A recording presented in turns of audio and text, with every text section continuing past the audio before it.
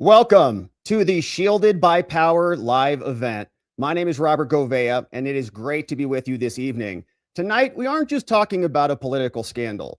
We are talking about the cover-up of the century. You already know parts of the story.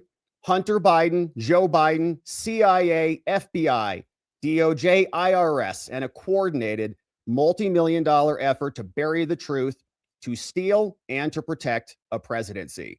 When the undeniable evidence of the Biden family's foreign influence peddling first surfaced on that laptop that we know so well, the most powerful institutions in this country, from the highest levels of the intelligence community to big tech and the mainstream media, colluded to shield them and label the truth a lie. And they almost got away with it. They almost succeeded in completely erasing a scandal that went straight to the Oval Office. But they didn't count on the people you are going to meet tonight. Over the course of this broadcast, you are going to hear directly from a group of patriots who refused to back down. They fought for the truth, they paid a massive personal price, and they are here tonight continuing to fight for absolute accountability. Before we dive in, let me share with you a roadmap of exactly who and what you are going to see this evening. First, you're going to hear from the actual federal tax investigators who tracked the money, found the evidence, and got attacked for doing it. They are here, sitting right alongside the legal defenders who shielded and fought for them when our own government turned its weapons on its own people.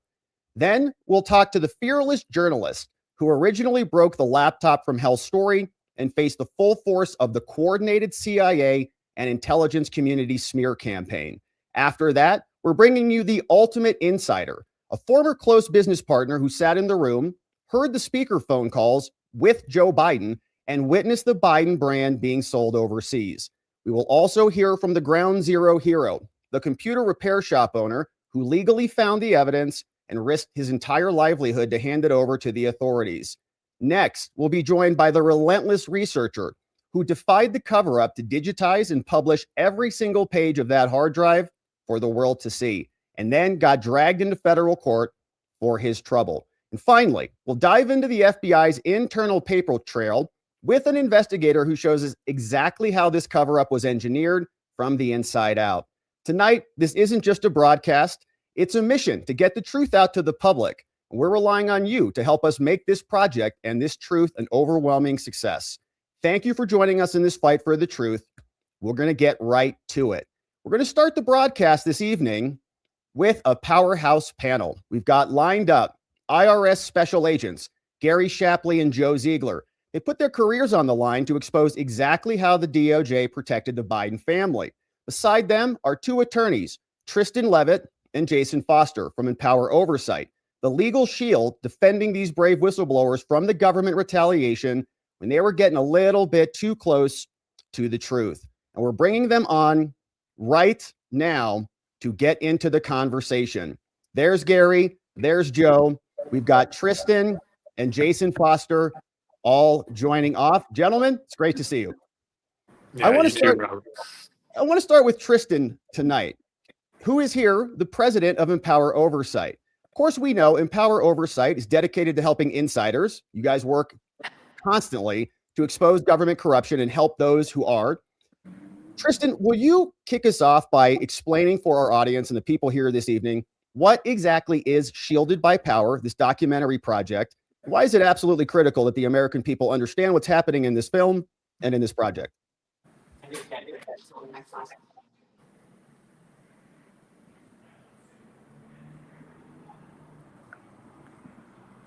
And maybe that's a good question for Jason, who is the founder of Empower Oversight, who has his mic off at the moment. And so, Jason, maybe unmute, and then we'll hear from you. Can you hear me now? We got you loud and clear. All right. Looks like we're having technical difficulties already. Well, Shielded by Power is a documentary that we've already started filming, working with Fruition Productions. They have already done interviews of some of the people that you're going to meet and see tonight, some familiar faces. And the purpose is to show the American people what it takes to blow the whistle, what it takes to do it successfully when you get the right kind of advice and you do it the right way and you do it legally, what kind of impact you can have.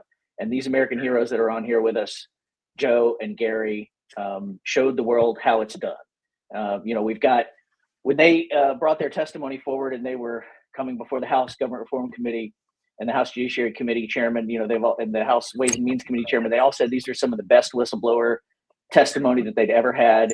They weren't just telling what they believed or what they thought. They had brought the documents, they had brought the receipts. And it was a very long and difficult journey for them to come forward. They paid a very high price for it while they were going through it. In the end, they were able to get through it, and they were able to come through on the other side and ultimately be promoted to be leaders in their agency, which is something that is unprecedented and has, to my knowledge, has never happened before. And I've been doing whistleblower work for decades. So we want to tell this story to the American people. We want to show future whistleblowers out there, people who are thinking of blowing the whistle, that if you do it the right way and you get the right kind of legal advice, you can actually be successful. And this was a major moment in American history. I mean, this was something that impacted, in my opinion, the election and, of course, the future of the country. And Gary, you were instrumental in this. Of course, Gary, you were the lead investigator following the money during your investigation into Hunter Biden and the Biden crime family.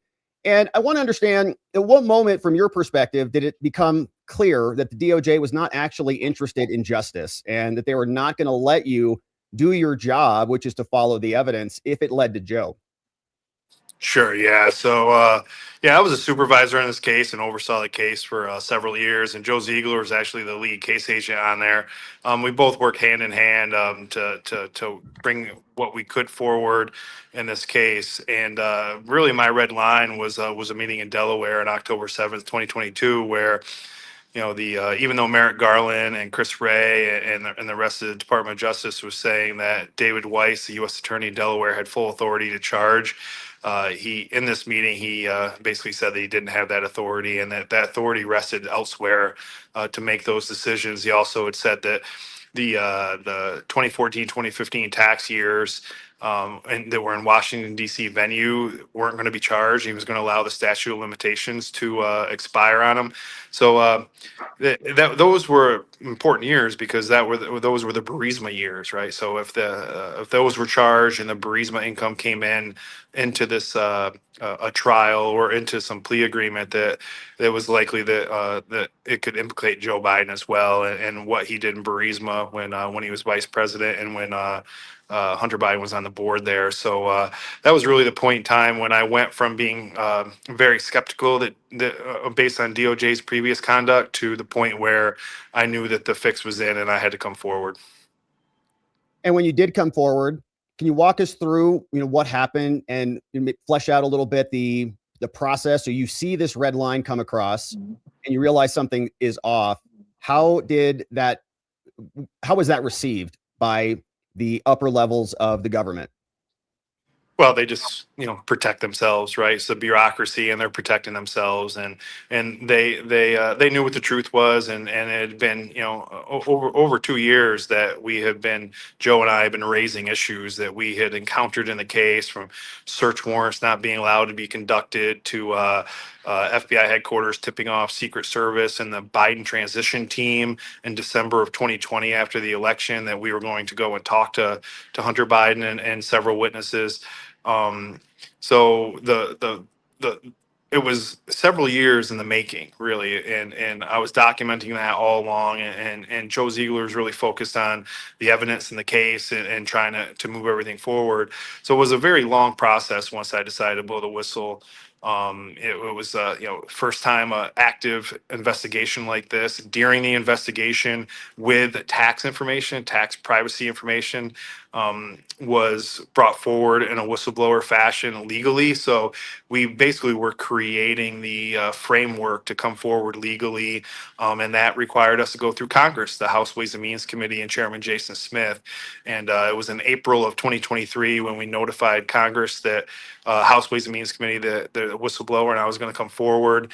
So it was a lot of legal work. It was Mark Lytle, it was Jason Foster, it was Tristan Levitt, and others that helped us create the framework that was the exact right way to do it. It was a long process, and if we had done anything wrong, Joe Ziegler and I probably would have been in handcuffs. So it was a long process, and but it turned out to be what had to be done. and we're grateful that you did it. And Joe, I want to pick that back up with you. So you guys were on this for a long time. You had been in the government in these positions for a long time. And as you're getting closer and closer, you get sidelined. As Gary was explaining, your careers are now in jeopardy. There's even maybe a possibility of jail. And I wanted to ask about the professional and the personal toll, that this may have taken on you guys as you were coming to this decision. Can you walk us through kind of the repercussions that you guys were facing while you were standing up and speaking about these things? Yeah, I mean, from my perspective, this whole blowing the whistle and coming forward in this, it was life changing. I mean, we're going against an extremely powerful family, the Biden family, who had the Department of Justice at their control, and you had a Department of Justice that was doing everything that they possibly could to shield the American public from knowing what the truth was. And when things kept on happening, enough was enough. And I knew that as what I was brought up with, the values that I was brought up with, the oath to office as a federal law enforcement officer that I put down, that it was my duty and obligation to come forward. And as I've stated in multiple avenues, I was a Democrat. I was one that voted for a lot of the people that are on the other side of the aisle.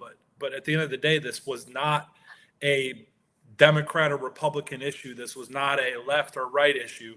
This was an issue of what is right and what is wrong. And you had very, very powerful people who were not elected officials, who were put into positions of power that we had to overcome. And Gary and I were very strategic in what we did. We came forward, and it affected our life more than we could ever put to words. I lost my marriage. I lost friends. I lost so many different things in my life. Through my job, I was they put us in the woodshed at us. A lot of the things that I was doing in my career got sidelined. So you had, because we were the ones speaking the truth and we were coming forward and we were doing in such a fashion that was so aggressive that it really had an impact on our personal lives that we'll take with us for the rest of our life. And I know Gary will say this as well. Like, we're talking about something that we did for the American public that will take years off of our life. And the reason why we are such advocates in coming forward through this documentary, through the book, is because we need this truth out there. We need this to be shown to the American public, because it is so important that in order for us to learn from our mistakes of the past, we need to see that right in front of us. We don't need to be all this media garbage that is pushed in front of us. We need the truth. And Gary and I stood up and spoke that truth, and we still do to this day. And there was really two worlds, kind of two movies that we were watching. And from our perspective, we were very familiar with the Biden crime family and all of the allegations against them. And it made sense to us, just looking at the evidence, that there's a lot there. But the media and the administration themselves, they were saying there was no there. And they were maneuvering legally. They were creating a special counsel, right, called David Weiss, who was going to go and actually prosecute the case. But turns out he was basically in on it. From our perspective, he was helping to cover the whole thing up. And the media would take these efforts by the Biden administration and then use those as cover. Can you talk about that, kind of what it was like watching the media report in one way while you're living the truth behind the scenes in the undercurrent? Yeah, I mean, it's kind of shocking looking back at it. Like, Gary and I are in the midst of all of it, speaking the truth. And then you would have media articles that would be slanted completely the other way. I mean, you go back to one of the most original things. You had the 51 people that came forward that said that the laptop was disinformation. And then you have what came out after. If people would have truly knew that that was actually accurate information, and that all the things that they did to suppress that information on Twitter, taking down the New York Post articles, all the different things that had happened, that they worked to suppress this narrative, I truly believe that Donald Trump would have won the election by a landslide in 2020. And Now you move forward and we work through that administration. And what they did throughout that is they never expected Gary and I to have the fortitude to come forward, because they're like, these guys will never do it. We'll try to throw them in jail. We'll try to do whatever. But we did it with such precision that they couldn't touch us.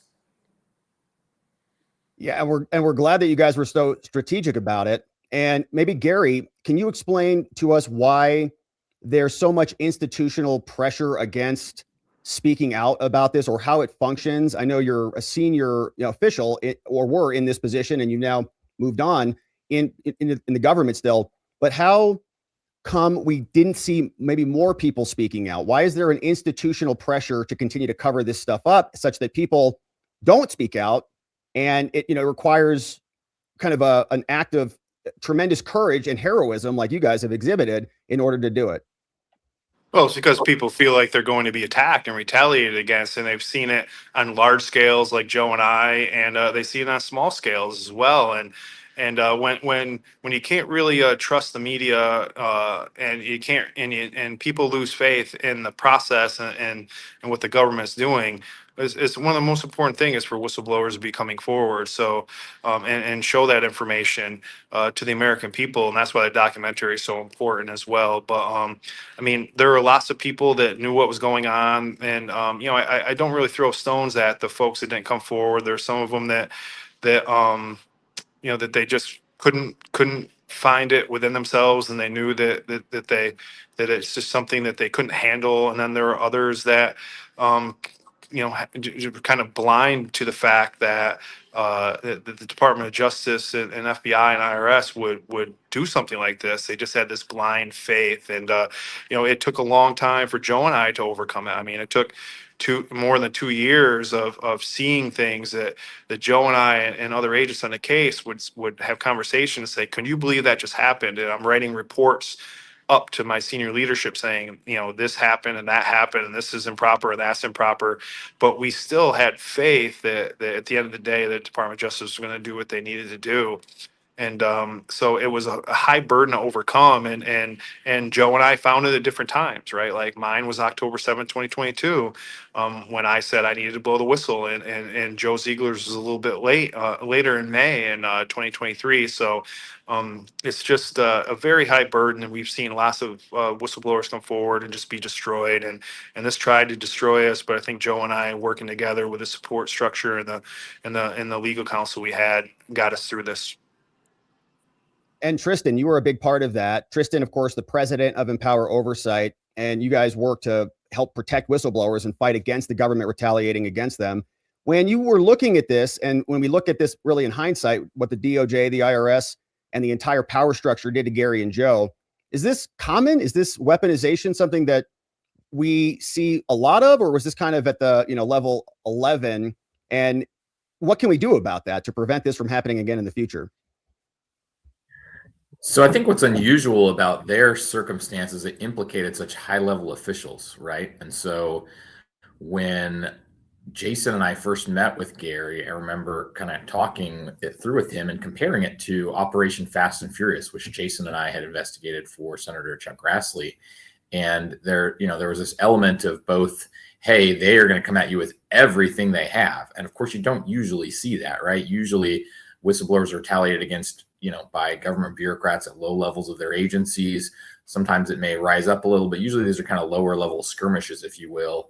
And so they do still face retaliation, but this was a much bigger set of officials that Gary and Joe were blowing the whistle on. And so, as was the case with Operation Fast and Furious, the Attorney General was implicated. And of course, in this case, the White House, right? The whole point was that they were not even able to investigate the President of the United States by the time they were coming forward.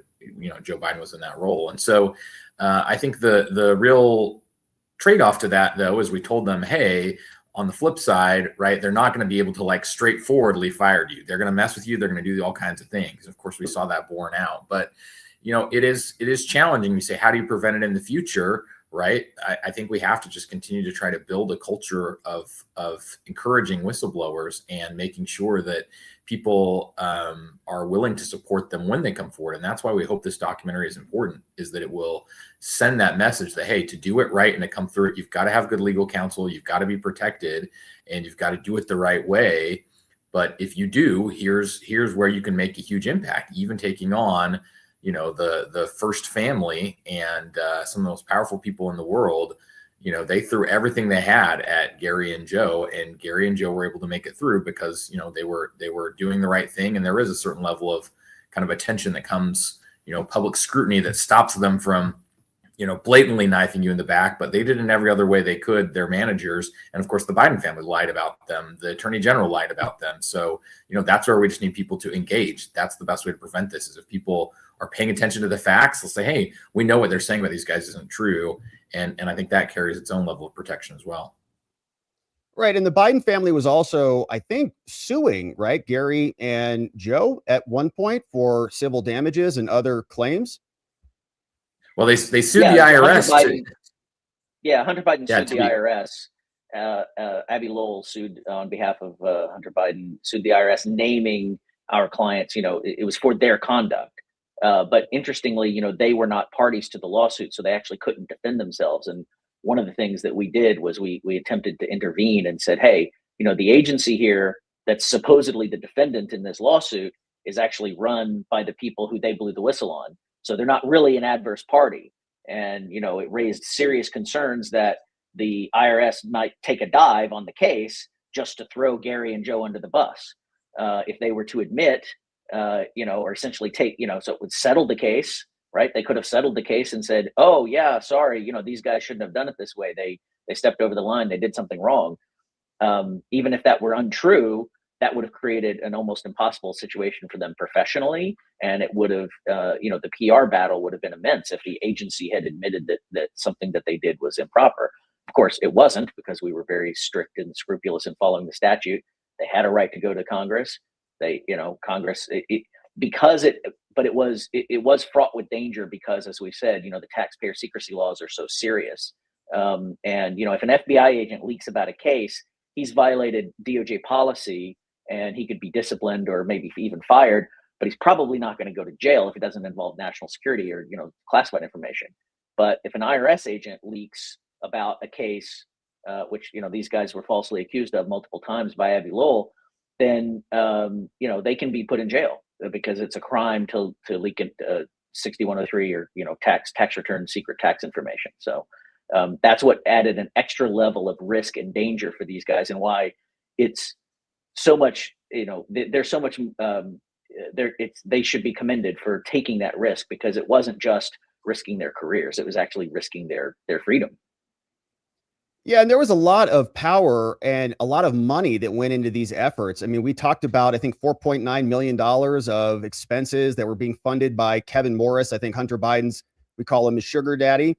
And when you see these types of structures, you know, how frustrating is it that you know, the DOJ doesn't let you investigate these things? And I don't know if that was something that you guys had in your purview when you were investigating this, maybe for Joe or Gary. You know, what was it like facing your own government, private lawsuits, millions of dollars? And how did you guys, I guess, weather the storm emotionally and physically?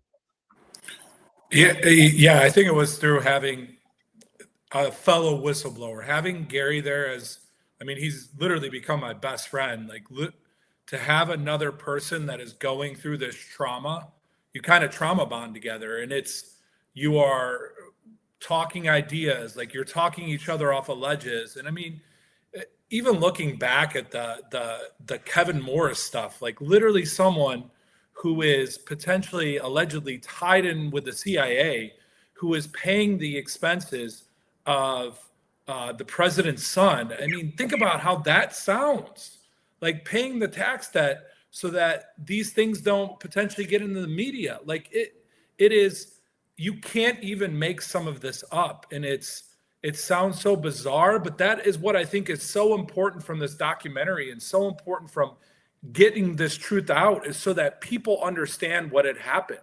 there was one other thing that I wanted to add. If you think, look back at how this family was shielded from ever anything coming forward related to this. You go back to 2014 when Hunter starts on the board of directors for Burisma.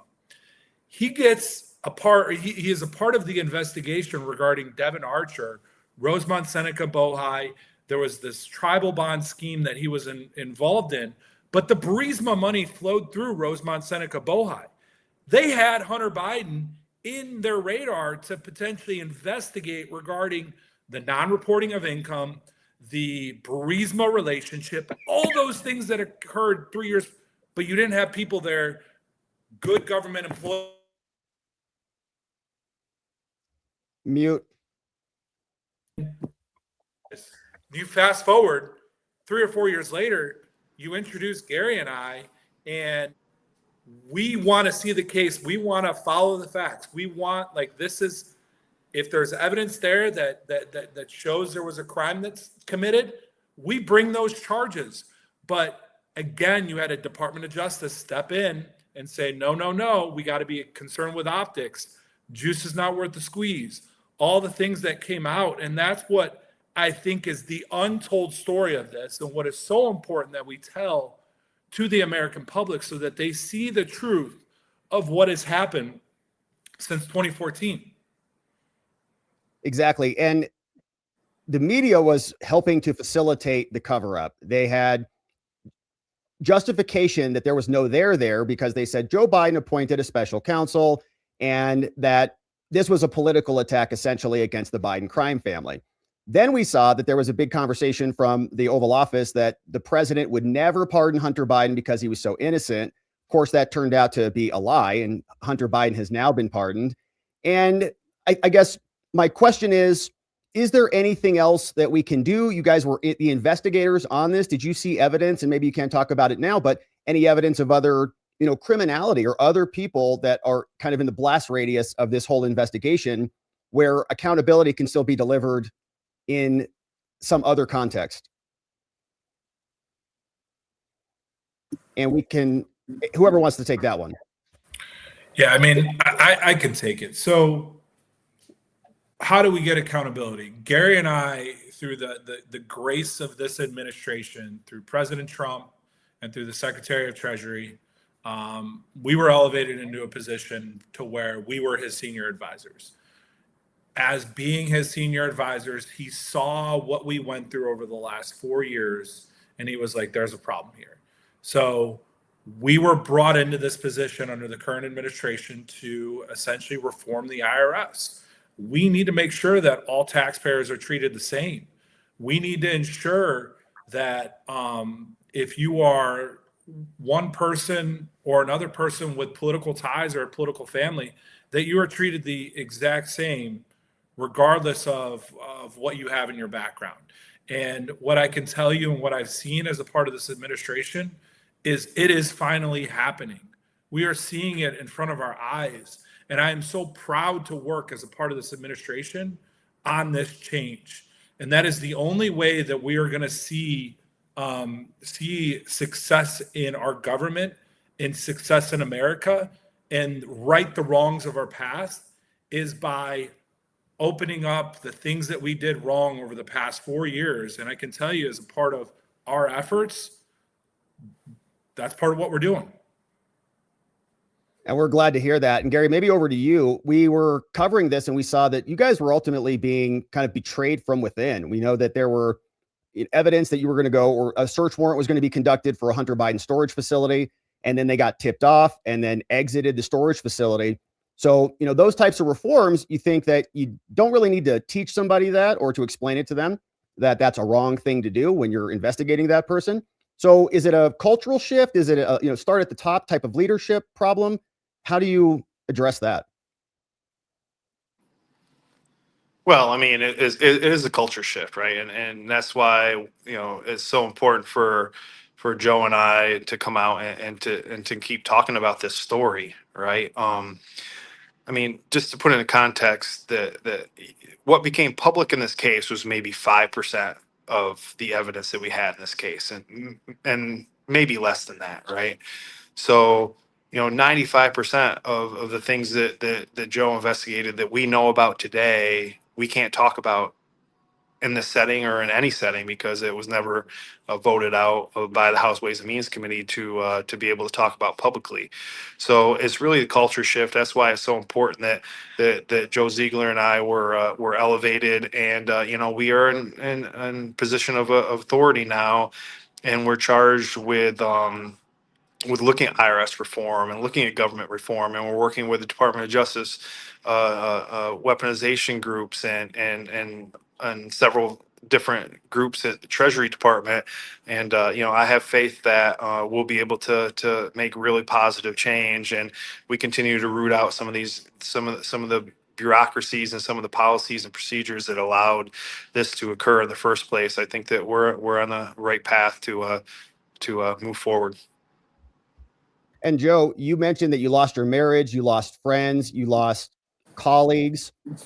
After everything that you've been through, if you had to rewind the clock, would you do this again? Absolutely, hands down.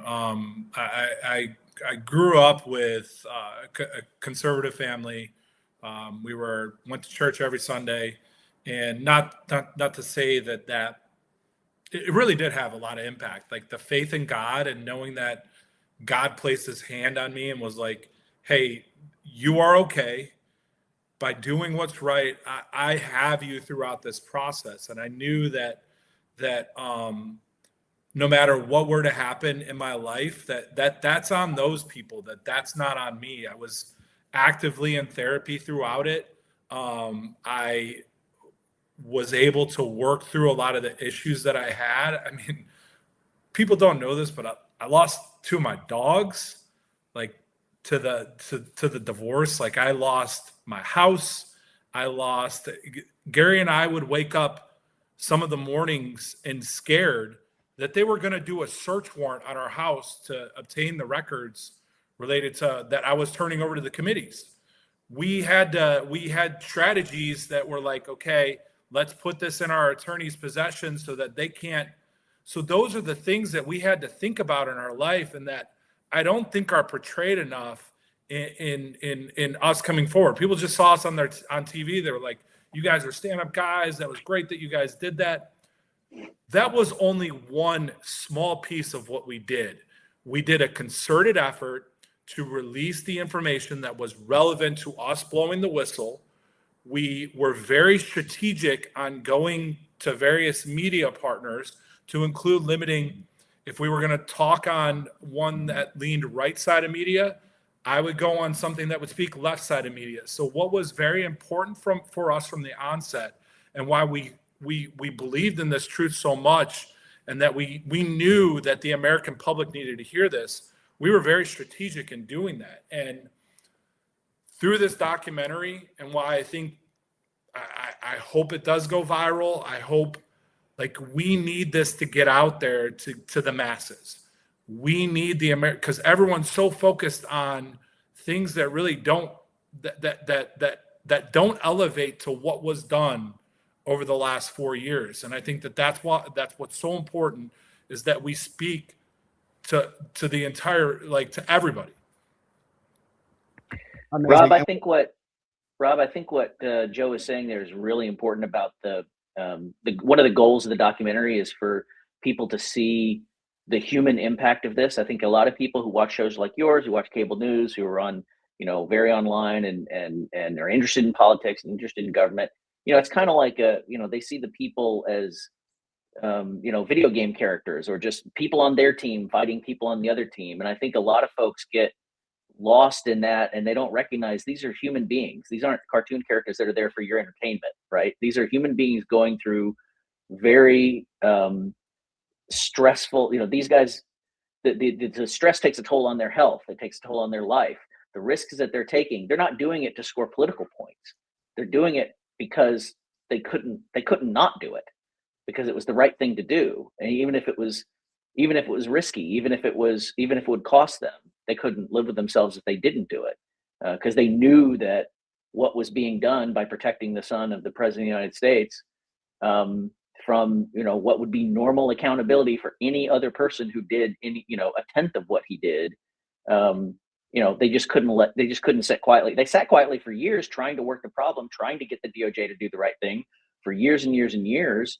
I mean, when they saw the 51 intelligence officials, putting out that thing about it being Russian disinformation, they had known that because of their search warrant to the Apple iCloud, that the laptop had been authenticated long before that. They knew that the government knew that what they were doing was a lie, that what they were telling the American public was a lie.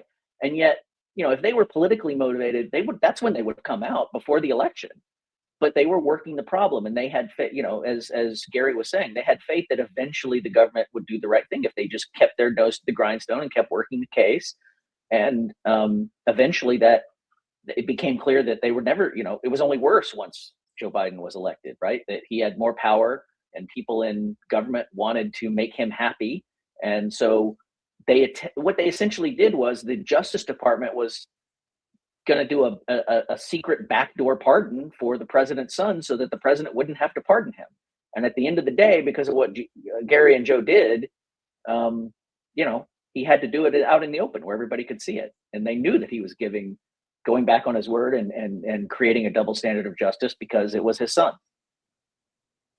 It was a big effort, and we're very glad that you guys came together and made the team that you made and were able to accomplish this. We know it was a lot, and I can say this on behalf of many of us in America. We're very grateful for your work. And so thank you all for joining us on this panel today, and keep up the great work.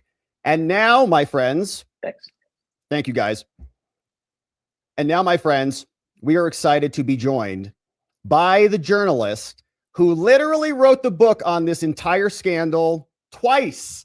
Miranda Devine broke the laptop from hell story in 2020 and then faced a massive censorship campaign. She's also wrote another book called The Big Guy, zooming out to expose the entire foreign influence of the Biden crime family. Miranda, thank you for joining us and for being here. Thanks for having me, Robert, and fantastic company that I'm keeping with these heroes. I think all four of them, but Gary and Joe for being the whistleblowers and putting their necks on the line. But also, I think they couldn't have survived if it hadn't been for Jason and Tristan and Empower to actually protect whistleblowers, because as you know, and as they found out, it's very difficult to basically tell the truth about malfeasance in the federal government. They were attacked from multiple angles. So were you. You blew the story out of the water back in October 2020, if I'm right about that, just weeks before the election. Of course, the whole laptop from hell story went viral, and then you got attacked as well. And you're a journalist. And so my question to kick things off is, when this entire thing unfolded, you had the intelligence community, you had big tech, you had multiple groups, millions of dollars. They labeled you Russian disinformation and attacked you as though you were an extension of Putin or something. Did you ever think that this was going to go all the way up? Now, in hindsight, we know a lot more almost 6 years later. Did you ever think this was going to involve the CIA and literal collusion with the Biden campaign? No, not at the time, not when we initially broke the story back, as you say, 3 weeks before the 2020 election. But the extreme response to that story within a few hours of us going live online with it. We held it back till 5 a.m. when our newspapers were hitting the streets. We were censored by Facebook and Twitter, and they announced, Twitter said that we had violated their hacked materials policy, which was baffling to us because nothing we had was hacked. And Facebook said that they were just throttling our content pending fact checking. And they did such a good job of censoring us that even when people like Kayleigh McEnany, who at that point was President Trump's press secretary, the White House press secretary, when she tried to share our story on Twitter, then Twitter, now X, privately in a direct message to one other person, she was blocked. And the New York Post, we were the, I think, 5th largest by circulation news organization, newspaper. We're also the oldest newspaper in America.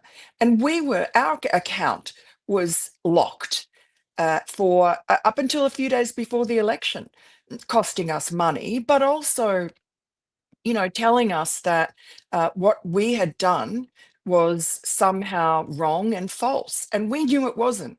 So I guess it was less disconcerting for us on the inside, myself, Emma Jo Morris, fantastically brave editors, and some, others at the New York Post who worked on this story.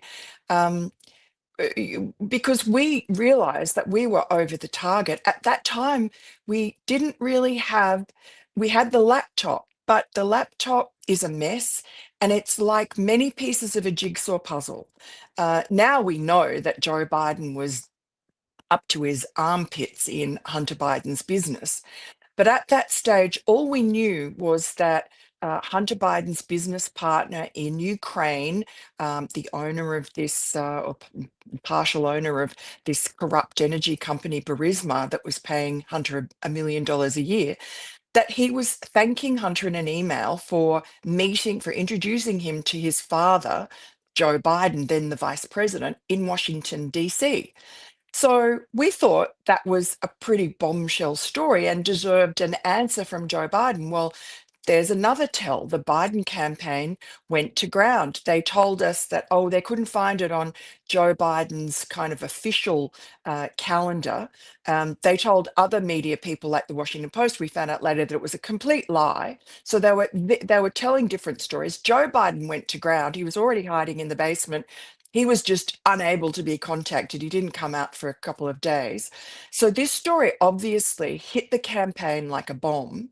And we weren't even aware of how huge it was. We didn't realize that meeting that Hunter was being thanked for introducing his father to the Ukrainians was actually a dinner at a DC restaurant, a Georgetown restaurant, and called Cafe Milano, in a private room. And that Hunter had invited not just his Ukrainian business partners, but his other business partners from Russia and Mexico and various other places, and Kazakhstan, to meet his father, the vice president. And Joe Biden only admitted that, having denied all, many months after the election, when the New York Times and the Washington Post decided not to ignore the story anymore, not to pretend it wasn't true, not to badmouth us as being kind of tabloid hacks that got everything wrong, but to actually confirm the story. Although I will say, to this day, they confirm the story, but they always say, there's no evidence that Joe Biden was involved. There is so much evidence, it's unbelievable. But as Gary and Joe just told you, they were blocked from never being able to nail that part of Joe Biden's involvement in his son's business down. But we have so much circumstantial evidence, it's really incontrovertible. And did you face any pressure to resign or to be fired or to be, thrown off the story, to recant or change your opinion on your reporting throughout this process? No, not at all. I mean, look, the New York Post did not publish those first stories lightly. My editor-in-chief at the time, Cole Allen, who brought me to the New York Post, he's an Australian, and he was my editor back there. He's a very hardcore newspaper man, and he made sure that we had nailed every aspect of the story. And that's really down to Emma Jo Morris, my colleague at the New York Post, who did nail it all down. We were certain every single word that we published over that first week, and continuing, was absolutely watertight, because this was very high stakes. And I have to tell you that the New York Post was alone in American journalism in actually being courageous enough, and that's down to Cole Allen, to publish this story, because I know other journalists were offered the laptop before I was. This was Rudy Giuliani and his lawyer, Bob Costello, wonderful men, who really went out on a limb, and they were given the laptop laptop back in August of 2020 by the laptop repair shop guy that Hunter had abandoned it with, John Paul MacIsaac, another hero of this story, very brave, suffered immensely. But he knew that what he'd seen on the laptop was incriminating for the Bidens, but more importantly, I guess at the time for him, he was a Trump supporter, no crime in that, was that Donald Trump was being impeached over Ukraine. And there was exculpatory material on the laptop that John Paul MacIsaac thought that the Republicans in Congress ought to be able to have to save Donald Trump from being impeached. Unfortunately, every Republican that he tried to contact just ignored him. And finally, Rudy Giuliani and Bob Costello paid attention to his very smart, very forensic, very detailed emails, basically saying exactly what he'd found on the laptop to do with the Burisma grift and Joe Biden's involvement in having the prosecutor general in Ukraine fired, who was actually investigating Burisma. And so that was a very important story. And Rudy Giuliani tried to get other journalists to bite on it, and nobody would. So I was last cab off the rank, literally. They just thought, oh, try Miranda, because I was top of mind. I'd interviewed Mayor Giuliani about something else a couple of days before. So that was sheer luck. But sheer luck turned into a really good, very solid journalism effort by the New York Post, and we kept going at that story for many years. We're still, discovering bits and pieces, and the product of a lot of that is in my books. But there's much more, and you can see from, Gary and Joe, all the information that they brought forward to Congress about the obstruction, the involvement of the CIA and the FBI protecting people around the Bidens. That's never been explained. And I think it's important to, you can't just say, let bygones be bygones, Joe Biden's out, forget about it.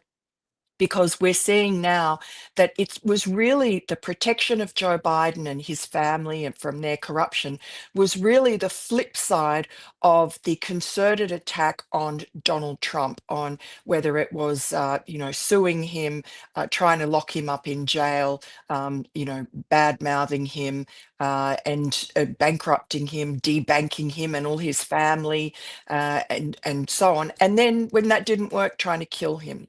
So that is the protection of Joe Biden is the mirror image of what happened to Donald Trump. And I don't think that this country can really settle comfortably into politics as normal until that's resolved. And you see already Susan Rice there, an old Obamaite, also worked for the Biden administration. She's just come out this week talking about revenge against any companies or any entities that have cooperated with the Trump administration. This is the way the Democrats play. They're bad actors. I know I've spoken to Scott Bessent, the treasurer, about game theory. He's big on game theory, from his Wall Street days. And you can apply it to politics too. And in game theory, when you have a bad actor, nothing works. You really can't negotiate with these people. The Democrat Party has become the party of violence and terrorism. They are terrorists, really. And I just don't think that until we get to the bottom of and resolve why the FBI and the CIA were there protecting the Biden family, protecting the crackhead Hunter Biden, then we'll never really understand why the political discourse has disintegrated the way it has now. And they're completely shameless about it. We saw, so of course, as you mentioned, the social media cover up. We saw an onslaught from all of the institutions. But one of the most shocking things that I thought we saw was when they admitted, Mike Morrell, when he said in his deposition that he wanted literally to help Joe Biden. And then they wrote the 51 intelligence idiot letter and then gave it to Anthony Blinken and then fed that to Joe Biden. And when you look into the Mike Morrell, and I know you've written 2 books about it more than anybody, he was, on the CIA payroll, getting the document approved by CIA. And to enact the CIA in your defense in the middle of a presidential campaign is, to me, one of the most shocking cover-ups in history. Utterly shocking. And, Mike Morrell was the former acting director of the CIA. And in fact, 5 directors are acting directors of the CIA, including the infamous John Brennan, were part of the 51 signatories of that dishonest letter that claimed, I call it the Dirty 51 letter, claiming that Hunter Biden's laptop, and therefore our stories, was a Russian information operation or disinformation operation. They use weasel words, but that letter, Mike Morrell thought that he was going to finally, always the bridesmaid, never the bride. He thought if Biden won the election in 2020, that he was guaranteed to become CIA director. So he was willing to do whatever they wanted him to do. And so when Antony Blinken, who was Joe Biden's long-term confidant and was then a senior person on the campaign, later became Joe Biden's terrible Secretary of State, Antony Blinken called, and said, well, what do you think of this New York Post Hunter Biden story? We need to do something about it. It's a disaster. Joe Biden's about to go on stage against Donald Trump for the final debate. And so Mike Morrell takes the call and then springs into action to do whatever the Biden campaign wants him to do. He rustles up this letter, gets 51 or 50 others to sign it. And then he boasts in one of these emails that has been uncovered that he's going to get it expedited through the CIA process, which is, it has to be vetted to make sure there's no classified information if it's come from a former CIA employee. So that goes through the Classification Review Board in the CIA. And they very cleverly realize, oh, this is above our pay grade. This is such a political bombshell coming just less than 3 weeks before the election. We need to send it upstairs. It got sent upstairs to the COO of the CIA, basically number 3, a guy by the name of Andrew McCreedis. And he looked at it and he said, oh, this is above my pay grade. He walks across the corridor from his office and puts it on the desk of Gina Haspel, who was at that stage the CIA director under Donald Trump. She was the director and she gave it the green light to get published, despite the fact that it was a direct intervention into the election and probably swayed the election. It was such a narrow election. And those 51 intelligence officials used the prestige of their former high ranks to make Joe Biden be able to say in the middle of the debate, when Donald Trump brought up Hunter Biden's laptop and the corruption and the Ukraine contacts and the pressure that Joe Biden had placed on the Ukrainians, the war we're going through at the moment, who knows how that was impacted because of Joe Biden's malfeasance. But Joe Biden was able to look down the barrel of the camera and say to the American people back home, what he's saying is a pile of garbage. He and Rudy Giuliani, they are just idiots because the intelligence community, these great and wonderful men and women of, who've kept America safe, the national security paragons of virtue like John Brennan, they say that it's Russian disinformation. And that was it. Basically, the story was killed stone dead from then on. And the rest is history. Joe Biden just waltzed his way into the White House and did the most disastrous 4 years that America, I think, has had in a very long time.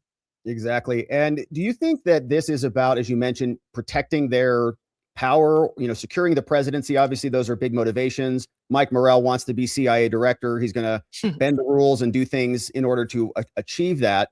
Or is there something deeper? Is Hunter Biden a CIA asset? Was he somebody who was, a part of this? Have you seen any evidence that gives us indications one way or another? Well, there are some interesting little breadcrumbs. One is that when Joe Ziegler and Gary Shapley, the IRS investigators, wanted to interview a man by the name of Kevin Morris, who was a Hollywood lawyer, very wealthy, and a Democrat donor and a fan of Joe Biden.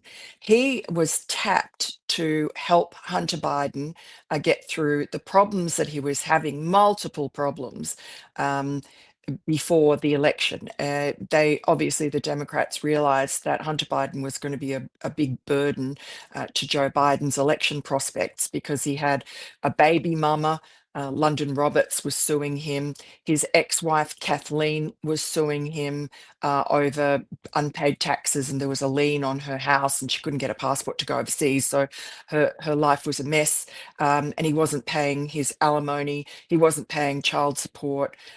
He hadn't paid his taxes. I mean, he was just a mess, and so. For once, something was done about it and it was cleaned up, and it was up to Kevin Morris to come in, clean it up. He got a crack team of accountants and cleanup merchants to help Hunter, and he himself put up, well, it was at least, I think, 7 or 8 million, maybe more, of his own money to pay off all Hunter's debts, pay off his Porsche payments, etc., and basically allow Hunter to live in the lifestyle to which he'd become accustomed growing up as Joe Biden, the poorest man in Congress, is living in his wonderful mansion in Delaware. The whole family had lived a life of luxury. And so Hunter Biden wasn't going to be broke. So he was paying, I think it was like a $30,000 a month rental in Malibu and various other places in LA. His Porsche payments I mentioned, and whatever else it took to support Hunter, his now new wife, and their child, without Hunter having to get his hands dirty and try and earn a crust. And so that went on. So all of that went quiet, and there was no problem for Joe during the campaign, and he won. Now, when Gary and Joe from the IRS tried to interview, the obvious person to interview would be Kevin Morris about all this money that Hunter was getting. They knocked on his door and and then were sent away, and then they tried to do it again, and they were told by the US attorney, or actually his underling, from the DOJ, that they could not interview Kevin Morris because the CIA had summoned the prosecutor to Langley and said, basically, hands off Kevin Morris. No one ever explained it. I've asked Kevin Morris, and he just laughs and makes a joke about it when I ask him if he was a CIA informant or asset or somehow. There's one other little piece. I mean, there's a few others, but one other significant one is that Hunter Biden was, just before he joined the Burisma board, he was placed with zero reason to, no background in foreign affairs, etc., on a very prestigious board, part of the National Endowment for Democracy, which, as Mike Benz has told us all, is basically a front for the CIA. It's sort of their arm of doing soft regime change and so on, without it being the CIA fingerprints. And there's a part of the NED, that organization, that the Democrats belong to, and a part that some handpicked Democrats, handpicked Republicans belong to. And Hunter Biden, usually they're congressmen and so on, but Hunter Biden was placed on that board, and he was very proud of it. He put it in his resume, and when Burisma picked him up, it was part of his something that he was boastful about, until he wasn't anymore, and then it sort of disappeared from his CV. But that was also very curious, and obviously it's because Hunter Biden was Joe Biden's son, and Joe Biden was just a patsy for the sort of anti-Trump establishment, going way back to his very early days as a senator, when he was one of the first American politicians to travel to China and get duchessed by the CCP. And I think from that moment on, the CCP knew that they had a good guy in Joe Biden to do their bidding, and plenty of millions of dollars went to the Biden family to make sure that Joe Biden, when in his powerful positions, made sure that China got the heads up or didn't have anything disastrous happen to them. Donald Trump, on the other hand, was not controllable. He's uncontrollable. And that's the beauty of him and why he's been able to cut through and why his voters voted him in twice. But that makes him very dangerous to unelected, shadowy people, the deep state, who have all sorts of agendas that I don't think we fully understand. Amazing. And you've been working on this for years. And can you tell us, briefly why you think this documentary is so important? What is there else to tell the American people, and what do they need to know? It's really important because it's an incredibly complicated story. And, as you said, I've been living and breathing it since, for 6 years. And there are still big questions and elements that I learn every time, I speak to Gary and Joe. They're obviously constrained by the fact that they work at the IRS, and thank goodness for Scott Bessent and for Donald Trump that they were, not punished. I mean, they were punished so badly under Joe Biden for being honest. But now, you see they've both had promotions, and Gary's, 2IC in charge of criminal investigations. So that's great. But everybody else, we've got Bob Costello, we've got all the main players, John Paul McIsaac, John Solomon. Everybody has got pieces of the jigsaw puzzle to tell the story in a very crisp and clear manner.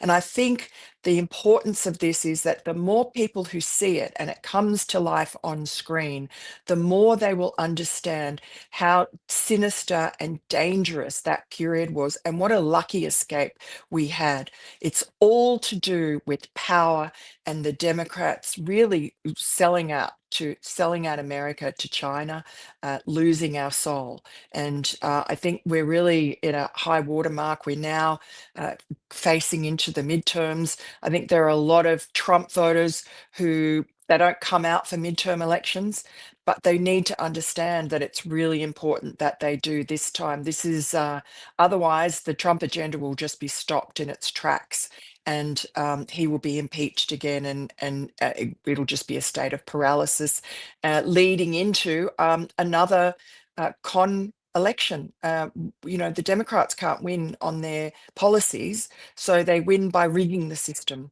every which way. The Dirty 51 letter was just one way they did that. So I hope that this documentary will galvanize people to get out, understand the stakes here more than ever. They almost got away with it, Miranda, and you didn't not let that happen. Thank you for all your work, and thank you for joining us this evening. Thanks, Robert. My friends, we've got our next guest. He had a front row seat to the Biden brand. Devon Archer was Hunter Biden's one of his closest business partners for a decade. He has seen the foreign deals. He was on the speakerphone calls when Hunter would call his dad, Joe Biden. And of course, he knows the insides and out of our dual system of justice. Devon Archer, welcome to the broadcast. Thank you so much for having me. I appreciate it. And we remember, it's great to have you. And we remember seeing you testify in front of Congress about this very scandal. And you did a great job. We learned a lot of details that I think that the Biden family would not have wanted to hear. And you explained back then on the record that Joe Biden was actually on the phone. And so my question, of course, is, first of all, how did you get connected with the Biden family and kind of get into this position where you were inside the inner circle? Right. The story goes, back to kind of college days where we overlapped. While I was at college, he was at law school. And, allegedly, according to some LLM models, we met. I don't remember that. But through the years, I ended up meeting him a couple times in 2000 and 2004. And then we were introduced by a mutual friend in 2009. He had to essentially pare down his lobbying business. And there was a mutual friend who was an attorney in New York. And he actually, came to lunch with me and said, I'm going to have to do this. I had an emerging and fairly well-established private equity company and firm in 2009. And he said, I've got interesting, relationships. My father's obviously the vice president. That was obviously interesting to us. We have, access to capital, access to deal flow. And it wasn't like a solicitation for me to invest money in him, but he said, could we start, a joint venture where I could, start to get some exposure to private equity? And I talked to my partner at the time, and we thought, what could go wrong? And the rest is history. And now we're here on an interview on, before this incredible documentary, and a lot went wrong, but I think a lot was exposed.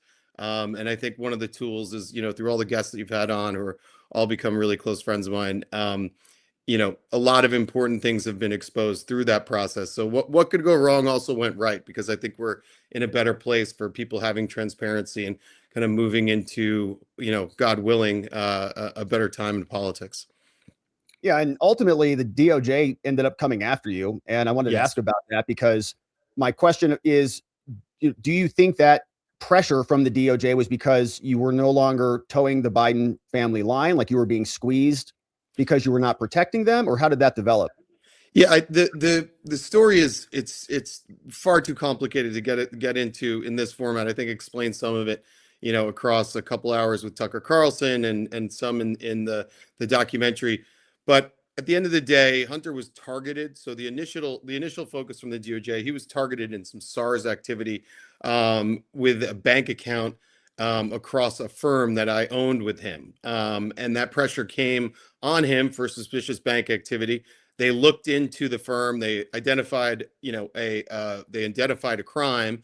He was the initial target, but when his attorneys and the power of kind of the West Wing Southern District came looking for him, they said he's too big to fail. Let's go after someone else. So I was a witness in the original investigation, and then basically, within 30 days, switched to a target, unbeknownst to me. Why we still my attorneys, when the FBI came to my door right here with up armored in their bulletproof vests and long guns and short guns and cars and lights. We had absolutely no idea why I was being arrested. I just knew it had to do with this firm that we owned, and I was very unclear on why it was me. I learned through a very expensive and very long trial what they were actually going after. I ended up getting exonerated in that trial. And then on the Second Circuit technicality, they ended up reversing that. And so ended up, being sentenced, and then had my sentence vacated. And then, God willing, or thank God, President Trump pardoned me in March. But what happened was the pressure, it was a very unique pressure, just to get back to your question, because it's a very abbreviated version of a very complex story, that involved multiple grand jury testimonies of Hunter with me during that process. But what happened was when Trump was elected, I was still in my case, even though my sentence had been vacated, and they were essentially waiting for, the God's will of the pardon from Trump. And the embedded, whoever the powers may be, the day before I was to go testify to Congress, they tried to send me, have me report, unbeknownst to me, to prison. They later apologized a couple days later, thanks to mostly to Comer going on the Sunday show saying, when was the last time the Southern District actually worked on a Saturday? But the pressure just heated up. The more I did not keep my mouth shut, the more that I, told the truth, the more pressure I felt from within the system, to basically report to prison, serve a series of $42 million in liens. And that pressure just built and built and built, and was almost exhausting. And 8 weeks after the president took office, I was, fortunate enough to be with him at the national finals NCAA wrestling match, and he summoned me over and said, "We're going to do this now." And so the rest has been, it's been a quite after a 10-year saga, a really, really great year to rebuild with my family. Yeah, and that's amazing. And we're glad that there's been some progress, and there's moving beyond kind of out of the blast zone of what happened. I guess my question is, if we go back to some of those phone calls and to some of those conversations where Hunter calls his dad, you're in the meeting. And one of the first times I heard from you was on that interview with Tucker Carlson. And I was kind of taken aback, because you didn't seem to me like Hunter Biden. You seemed like a very competent, articulate person with some intelligence, whereas Hunter didn't really ever come across that way. He's always kind of appeared to be a drug addict and a troubled person. When you were in these deal flows, and I, of course, can understand wanting to, have close proximity to the VP's son and how that can kind of facilitate things. Did Hunter bring anything else to the deals, or was that just kind of the main highlight was the fact that his dad was the VP? Well, yeah, I mean the main highlight and the big headline, and I'd say the first 5 chapters were the Biden brand, right? And that was one of the it wasn't that clever a term, but one of the alliteration terms that I think Jim Jordan, when I was in congressional, rolled his sleeves up all the way up in his arm and said, "Oh yeah, it is the Biden brand. What is that?" So yeah, the Biden brand is what they sold. Again, he was in this kind of servicing business and the lobbying business, and that's a complex world to navigate. So it was certainly eye-opening to get that to see that initial walking the halls of Congress and speaking to the cabinet secretaries to advance agendas where governance and their law or appropriations are involved. So there was nothing on the deal side. There was nothing accretive to our business. Quite frankly, it ended up ruining my life. Quite frankly, it took my 40s, bankrupted the business that we were in due to his SARS activity, the initial investigation there that landed me in a 10-year fight with the Southern District of New York. And so, as far as there were some interesting things, like I got to go to the Easter egg roll with my 8-year-old son. But other than that, from a business standpoint, there was nothing accretive. And for my family's investments, for multiple other investors in our firm, there's I would say hundreds of millions of dollars of losses incurred. So it was an absolute negative. You had businesses go out of business, and people that had worked at firms for 50 years, all based on quite frankly nothing it was nothing that he did nothing in particularly bad than abuse soft power, right? And he exploited the brand, basically used the brand for access, to show heft. But what I really found, kind of looking back over these years, is just the lie, the lie that his dad had no understanding of business. He didn't know who his business partners were. He didn't know he was doing business in China. He didn't know he was doing business in Ukraine, or wherever else in the world he was doing business. And that was absolutely false. And it was just perpetuated on the American people. I think there's a great, the trailer to the documentary you're going to watch is, just how many times he talks about the non-dealings with his business. It's absolute hypocrisy. And, hopefully we've kind of crossed a chasm where the American people don't ever deserve that type of blatant lie. I think the interaction between them, hopefully, if anything we've gained on that, is just to give the respect to the American voter and the American people to have some transparency on what's happening in this world. And that was that generation between those two, and the lies about not knowing us and absolute deniability it was shocking and upsetting. And I think the film does a good job in kind of just encapsulating, taking those sound bites of there's conference calls talking about business. We're in Paris. We're doing a deal in Madrid. The vice president's on the phone every night saying, "Okay, go guys, do that." We're having dinner at Cafe Milano. We certainly used it as as an access tool and a flex of power, and marketed the Biden brand. And then they just denied it on the mainstream media over and over and over again. I think this film does a great job kind of highlighting that and highlighting the hypocrisy of all of that in the Democrat Party, quite frankly. Right. And you've got some details about the specific evidence, right? There was a note, I believe, from Joe Biden about Hunter's business activities that's concrete. Yeah, well, absolutely. Yeah, that note, I actually put that note, or I gave that note to Tucker, and Miranda ended up running it on the cover of the Post. "Letter of the Lie," I think was the headline. And in that particular, obviously there's just the pure understanding that you know each other. But there's a note that's somewhat typed on official White House stationery. It says something to the effect of "Devin, I'm sorry, I was too busy with the president of China," too busy with the president of China in the White House dining room to spend much time with you. "I'm so sorry about that. We'll catch up later. And I'm really, and then handwritten PS. Yeah, I'm really glad you're doing business with Hunter, or you're with Hunter. in handwriting, sincerely Joe Biden. So, I mean, that's just the most concrete of evidence, but it was, it's even to point to that as an exhibit is just, it really underestimates the amount of kind of interaction and use of the Biden brand that was kind of available, which again, I feel, it was what we didn't know that we were not supposed to be doing that. And I didn't know he was gonna, lie for the next 10 years, get elected president, and continue to perpetuate that lie. I mean, you saw in the debates with Trump in 2020, and it's just, it's upsetting. But again, I think we're making progress. Yeah. And Joe Biden then continued to lie about his business knowledge about that for a long time. And then, the whistle started to kind of blow on that one. Now, they wanted to put you in prison, right? I think you were sentenced at one point Yes. to a year and a day in prison. Meanwhile, Hunter Biden gets a pardon from dad and is Right. not held accountable for any of this. Can you, explain kind of how it feels to be the scapegoat of the family that then exonerates the son who is responsible for a lot of this, and the father who's enabling the exploitation of the Biden brand?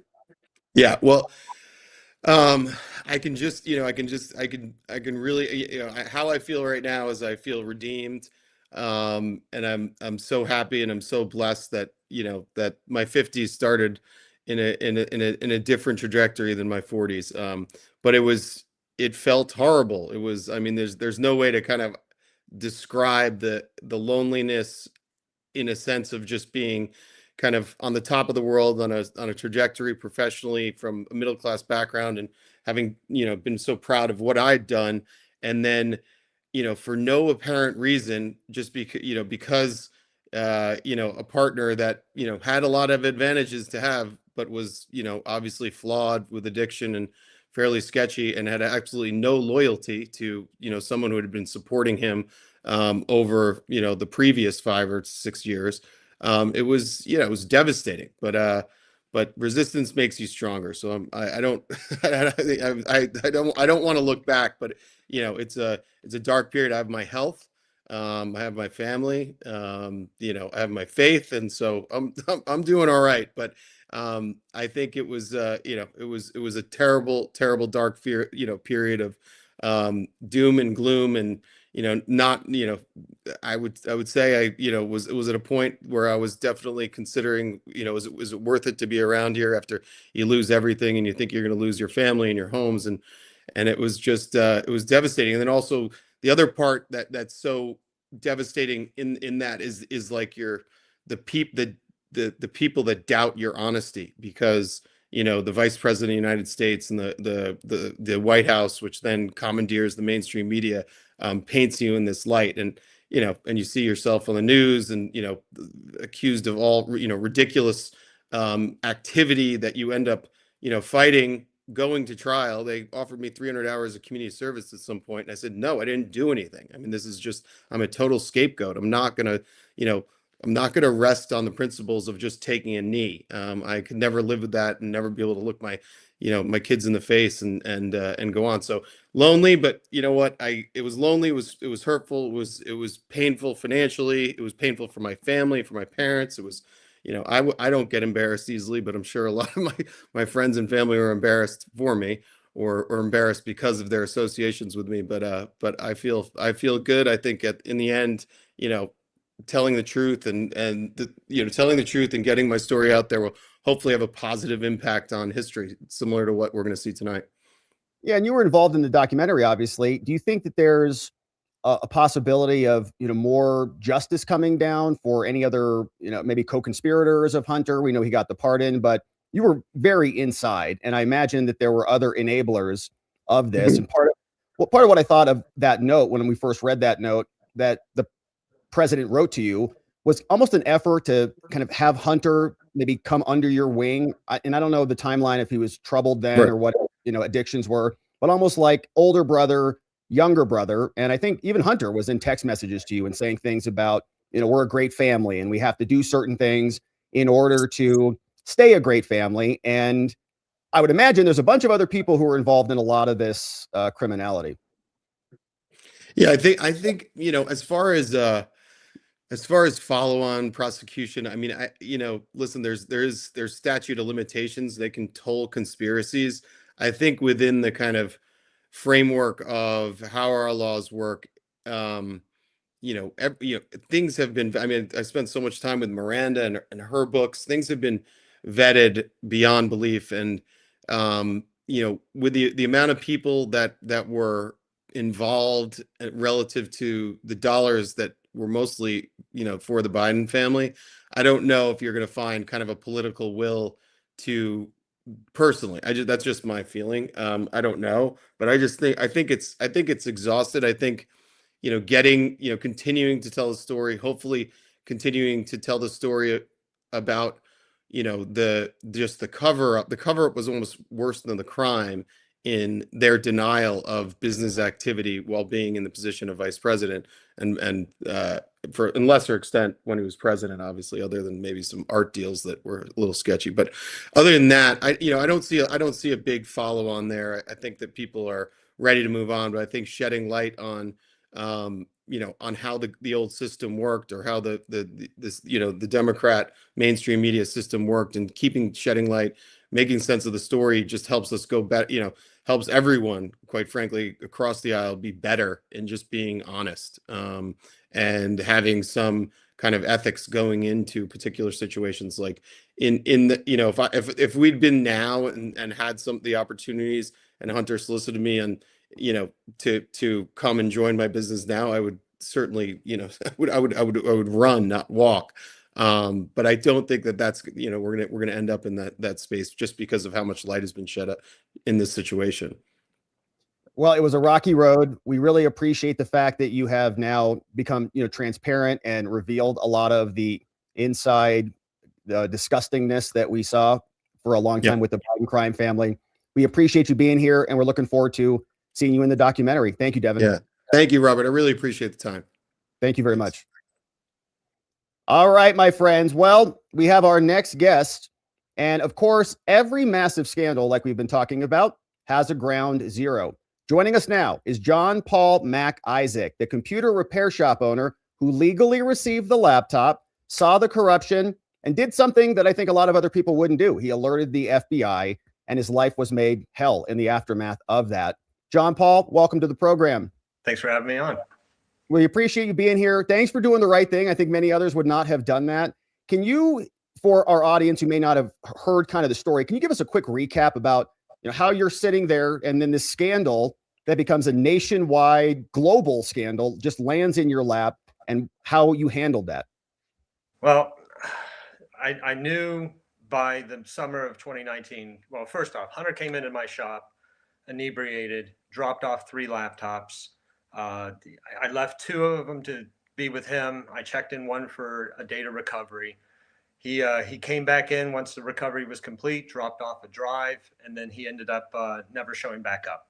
And towards the middle of the summer, when I started to see mentioning of Burisma in the news, I knew that I was sitting on something. I was also kind of fearful because I had seen a lot of sensational material on that laptop that had me worried that somebody in the Biden cleaning crew was going to make the laptop disappear, and possibly me. So I had kind of a no-brainer. It was go to the FBI, though I was worried that the FBI wasn't necessarily the right course of action because of prior occurrences with like Roger Stone's house getting raided. I think the prior January made me a little nervous, but I knew it was the right course of action. When you see criminality, a citizen should be able to report it to the authorities. And you did that. So you ultimately gave it to the FBI, but did they act on it immediately? I thought they kind of held on to it for a while and then nothing materialized. Well, I didn't trust the FBI in my neck of the woods. I knew that good old boy politics and kind of ran rampant in northern Delaware. So I enlisted my father to try to give the FBI a copy of the laptop in Albuquerque. And they kicked him out of the office, told him to lawyer up, and we didn't hear back from the FBI. And that was in October, early October of 2019. It was a month later when the FBI reached out to my father in an effort to get a hold of me. And when they reached out to me, they came to my house. I once again tried to give them the laptop. They were like, "No, we don't want to touch it."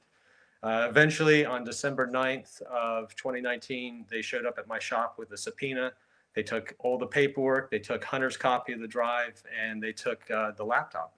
And I thought my involvement was over.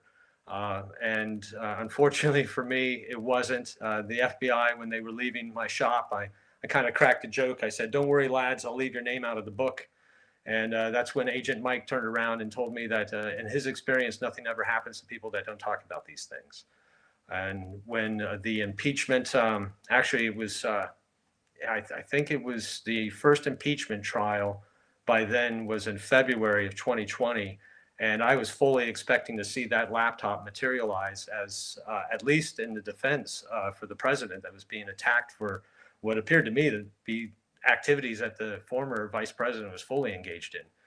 And yeah, so I knew at that point in time, the FBI probably cared more about protecting the Bidens than they cared about protecting me or holding anybody accountable from the laptop. And that's when we set out to try to reach out to members of Congress. My father, who was a retired colonel in the Air Force, as well as my uncle Ron, who was another retired colonel.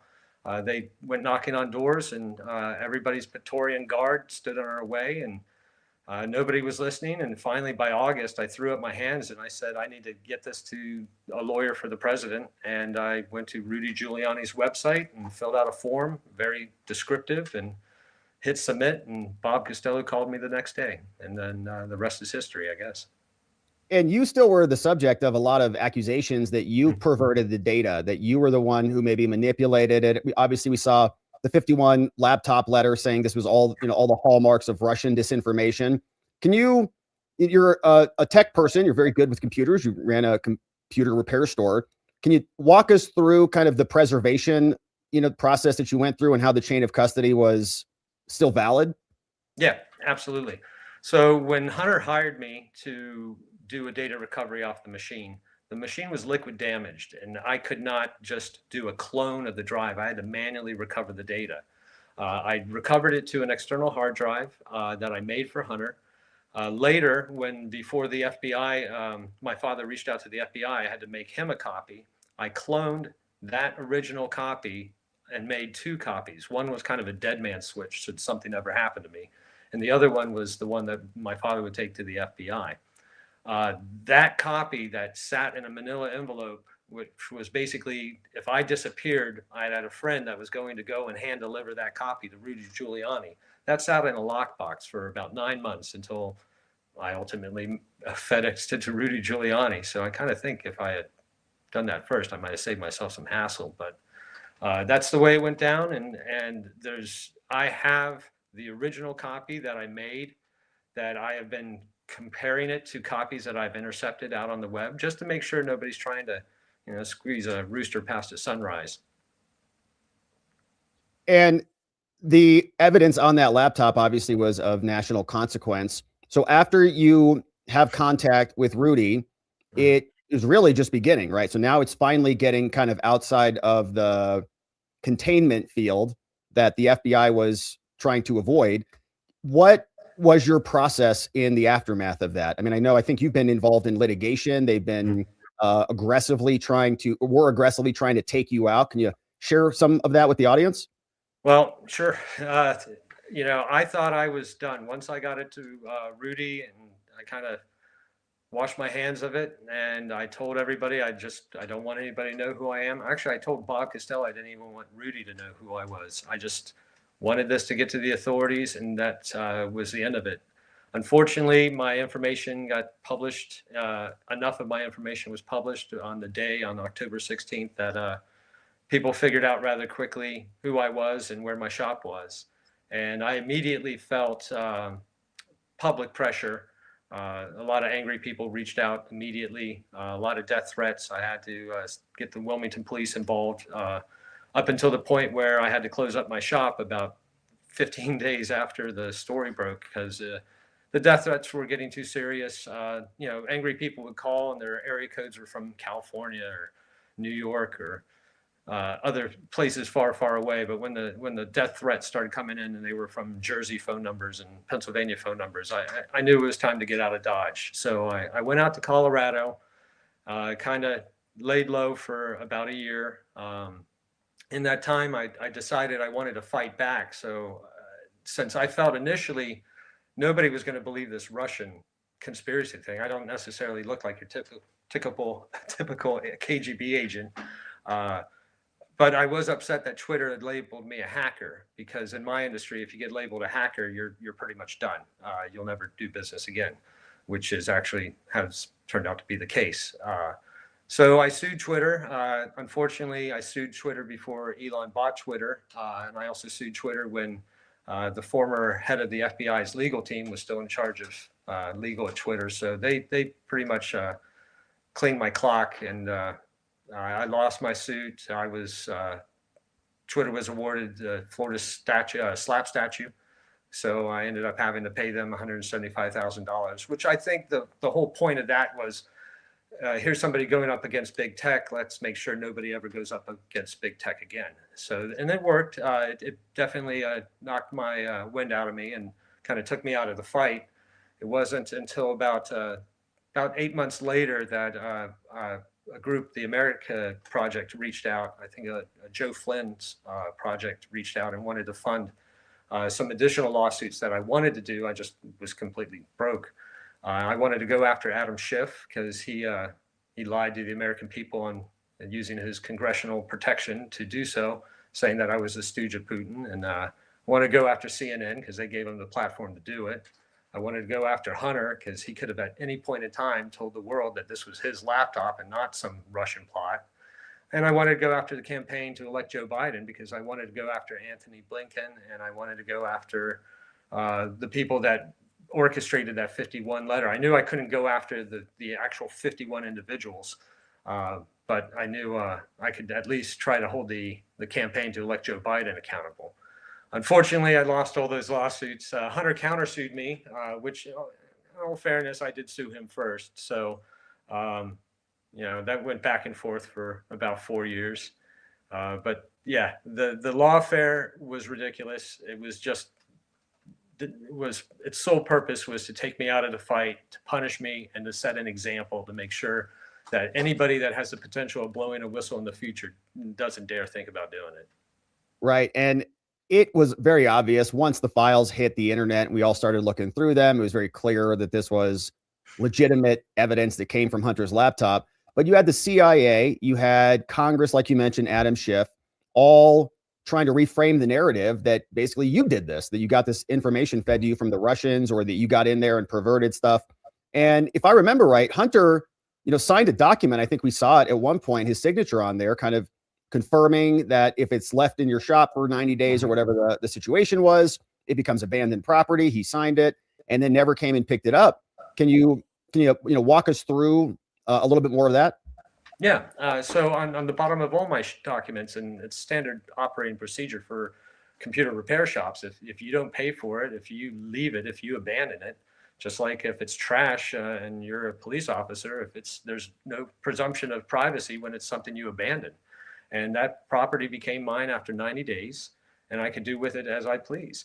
And when Hunter sued me, he never sued me for stealing his property, he sued me for disseminating his data and sharing it with the public. And the only reason why he didn't win and take me to the cleaners was because he was told by his legal team to deny that it was his laptop, to blame the Russians or say it was stolen. And he did that for so long that by the time the statute of limitations, if he had sued me 4 months prior, he would have won. Delaware courts would have handed him everything I own. That is a scary prospect that a person in the right can suddenly lose their entire livelihood. And of course, a lot has happened since then. So the laptop comes out. Rudy Giuliani shares a lot of this. We have the election. Then we have 4 years of Biden. What was life like when you're, the guy who almost took out the presidency? Well, it's not. I'll tell you, Delaware can be a bit vindictive.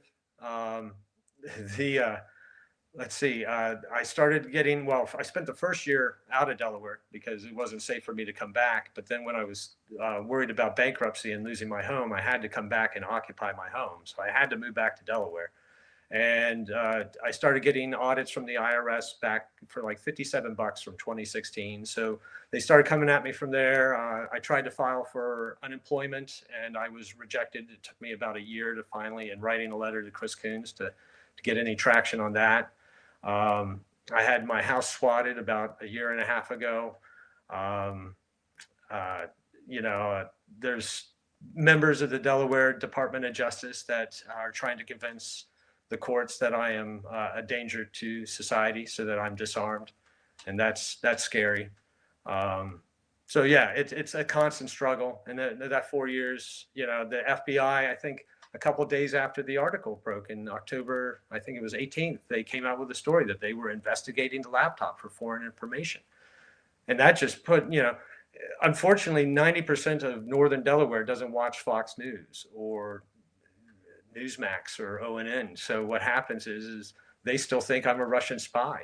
They still think I'm a hacker. They still think that I did this for Trump and I got a huge payout.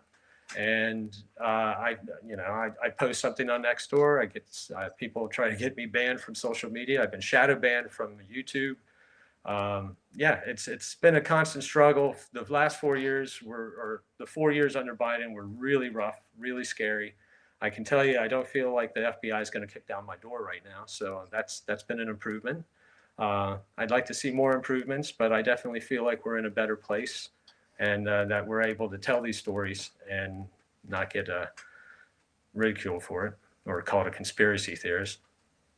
Yeah, and I would imagine some accountability would be good for some of the people who made your life living hell. Can you tell us about, the documentary, why you think it's important and how your story fits in? Well, I think any opportunity to share the truth and to cut through the media lies, to reach outside of the conservative echo chamber to share the story is going to be a benefit. It's going to help clear my name. It's going to help clear a lot of people's names that were involved in this, that were labeled or grouped into conspiracy theorists or, a stooge of Russia. So obviously the benefits personally and on a group for getting the truth out is important.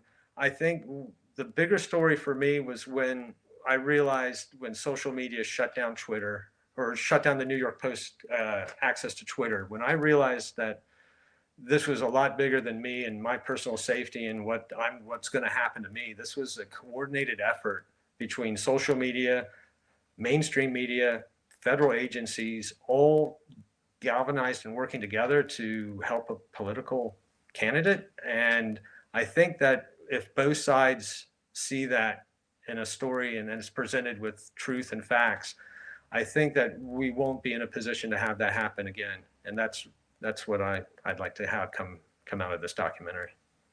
And how are you now? I see you got the Mac shop sign behind you. Are you back in business, or what are you working on these days? No, that's all that's left of my business. There's zero interest in me being in the community. I feel it when I interact with anything outside of my home. It's a flip of the coin whether I'm going to be treated fairly or not. So I'm just trying to get out of Delaware in one piece, and I'm hopefully going to do that sooner than later, and then I'll have a shot at having my life where I can have a fair shot at having it back. Well, I know you were shadow banned and attacked, as you mentioned, on YouTube. Can people connect with you now? Are you, publishing anything, or can people follow you or support you in the meantime while this documentary is being processed? Well, I wrote a book. When I lost my lawsuit with Twitter, I thought, this is it. They robbed me blind and I'm now going to be murdered or something. So I figured if I don't get this story out. So I wrote everything down in a book and I tried to get it published, but everybody was coming back saying, aren't you a Russian spy? And nobody wanted to even look at the book or entertain me. So it wasn't until I was able to speak to Miranda Devine and said, you got to help me out. I wrote this book, and she actually helped me get it published, and I'm grateful for her for that. And I wish there was more interest when all this was happening, because I kind of felt like a little bit out on my own. I understand that it was not a good place for conservatives to be in, to fight battles against people that went up against the sitting president. So I'm hoping that this documentary will help with awareness, and people will see what I did was the right thing, that I did what any American should do when they see criminality, and that we should all hope that people are held accountable so they don't try to pull this stuff again. And if that's what can happen, then I can feel better about moving on. Well, we're very glad that you joined us here tonight. And of course, for speaking up and doing the right thing. I think a lot of other people would have buckled under the pressure and just said, I don't want to deal with this. But you didn't do that. And now we know a lot of things that we did not know, and the truth is coming out. So, of course, we're excited to see you in the documentary. And I hope that a lot of people will share it and spread it around like wildfire, because you're an innocent party to this whole thing. You got something dropped on your lap, shared evidence of clear criminality and the truth, and you got punished for it by our own government. So we really appreciate you. John Paul Mac Isaac, thank you so much for joining us tonight. Thank you, sir. Cheers. Cheers. Prayers up for John Paul. My friends, we are now joined next.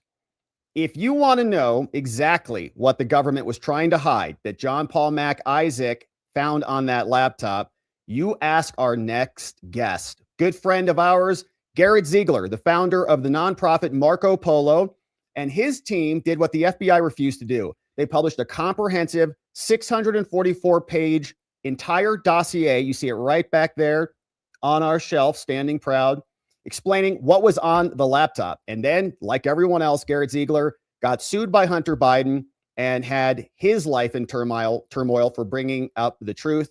Garrett, thanks for joining us today. Thank you very much for having me. Good evening. Hope Arizona's doing okay. I've been watching the news. That robbery thing is weird, man. I mean, as a criminal defense attorney, you'll have better insights than me, but I've been thinking about you with that Tucson stuff. I know you're not in Tucson, but still. Well, we appreciate that. Yeah, it's a national story, no doubt about it. But thank you for coming on here and talking about this laptop. Can you give us some background on what you created and why you took on this monumental task of combing through one of the most disgusting laptops in the history of the planet? Well, this is a very complex story, and I'm grateful to Mr. Dodge for getting all these different disparate groups together to talk about this. And this story was secondhand to me when I was in the White House working for Peter Navarro in late 2020. I didn't have any connection to the shop owner, Mr. McIsaac, who was just on, or Devin Archer, or anyone. My interest in this device came from the verifiable, voluminous, and quite frankly, incredible connections between high-level Chinese communists and the former First Family. And so when I started digging into this and I caught my breath after Joe was installed, I started looking into it like a private investigator would. You mentioned the group Marco Polo at the top. There's 2 PIs on our board, and we just went through it like any thorough PI would, Robert, which is going through every single contact.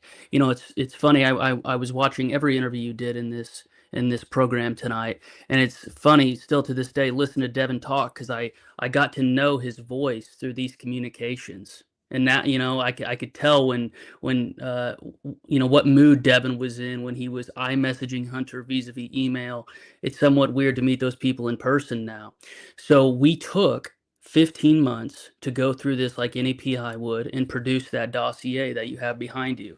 We did an updated cover because one of the patrons to our groups, they like Hunter. We call this a personality pick. The kids call this a personality pick. It's really Hunter in his element. He's in Newburyport, Massachusetts, with 2 females in a bathtub.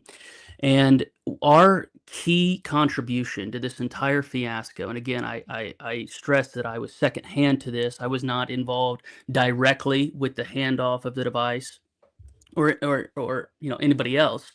Our contribution was to put this in an academic format. We have in this dossier 15 whole pages of a timeline. So if you want to know precisely when Mr. McIsaac's father, rest in peace, went to the Albuquerque field office, we have that. If you want to know what precisely Hunter was doing in the Ukraine and which statutes he violated, we have that. So our job was to approach this antiseptically, and for that, like you mentioned at the top, we were sued for it. And Hunter did not sue us for defamation or private revelation of a fact. right? He sued us for hacking, which is of course ridiculous because to this day, the FBI still has his device. One thing that most people don't realize is JP is entitled to get that device back. The FBI took it via grand jury subpoena, as he mentioned, on December 9th of 2019, and he should get it back yesterday. That device is his. Hunter never claimed it, as you mentioned. It's perhaps the most interesting case of property abandonment, Robert, in United States history. And Hunter and his lying lawyer, Abby Lowell, who sued me and JP, won't go on record and say Hunter didn't drop it off. They just, in their true sophist manner, say that he can't recall. Well, guess what, Robert? I don't care what a crackhead recalls or not. That is immaterial.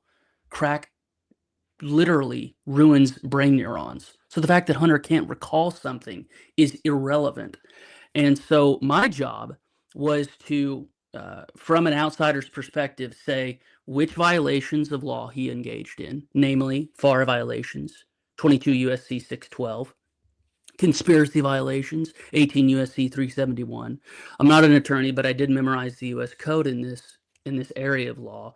And Hunter did what Paul Manafort did at a much greater scale and with many different countries. Remember, Paul Manafort was mugshotted for representing the Party of Regions in the Ukraine. Hunter did that with multiple foreign countries: Ukraine, China, Romania, Libya, Serbia. We have all that in this device. And one of the contributions that we made to this saga, you asked me, how I got involved, is we put all of the emails online. This is how I met you, Robert. This is how I met you in 2022. In May of 2022, we put all 128,000 emails online so that researchers, activists, and just normal citizens could go read this. Remember the feeding frenzy going on with the Epstein files right now? Yep. We were doing a smaller version of that with a $250,000 a year budget C3 with zero help. And we've had to spend $500,000 on lawyers. And of course, Hunter and Morris, his sugar brother, dropped the cases against us because they were all political. But this is a fascinating topic. I'm very proud to be involved with the documentary because it's going to be professionally produced. This is not my area. I was asking Chris Dodge for help on which camera to get. This is not my area. My version of a perfect day is looking into property records of the Bidens. That's what I did. And so I know this has been a monologue, but this story is a case of astronomical protection. When you think of what Hunter Biden's legacy is going to be in the future, yes, he's a disbarred lawyer. Yes, he's the most degenerate first family member ever in American history, even worse than Clinton's relatives and Jimmy Carter's. It's going to be, he was the most protected individual in America. You had every powerful institution, the Aspen Security Forum, every member of the lying press protect this guy.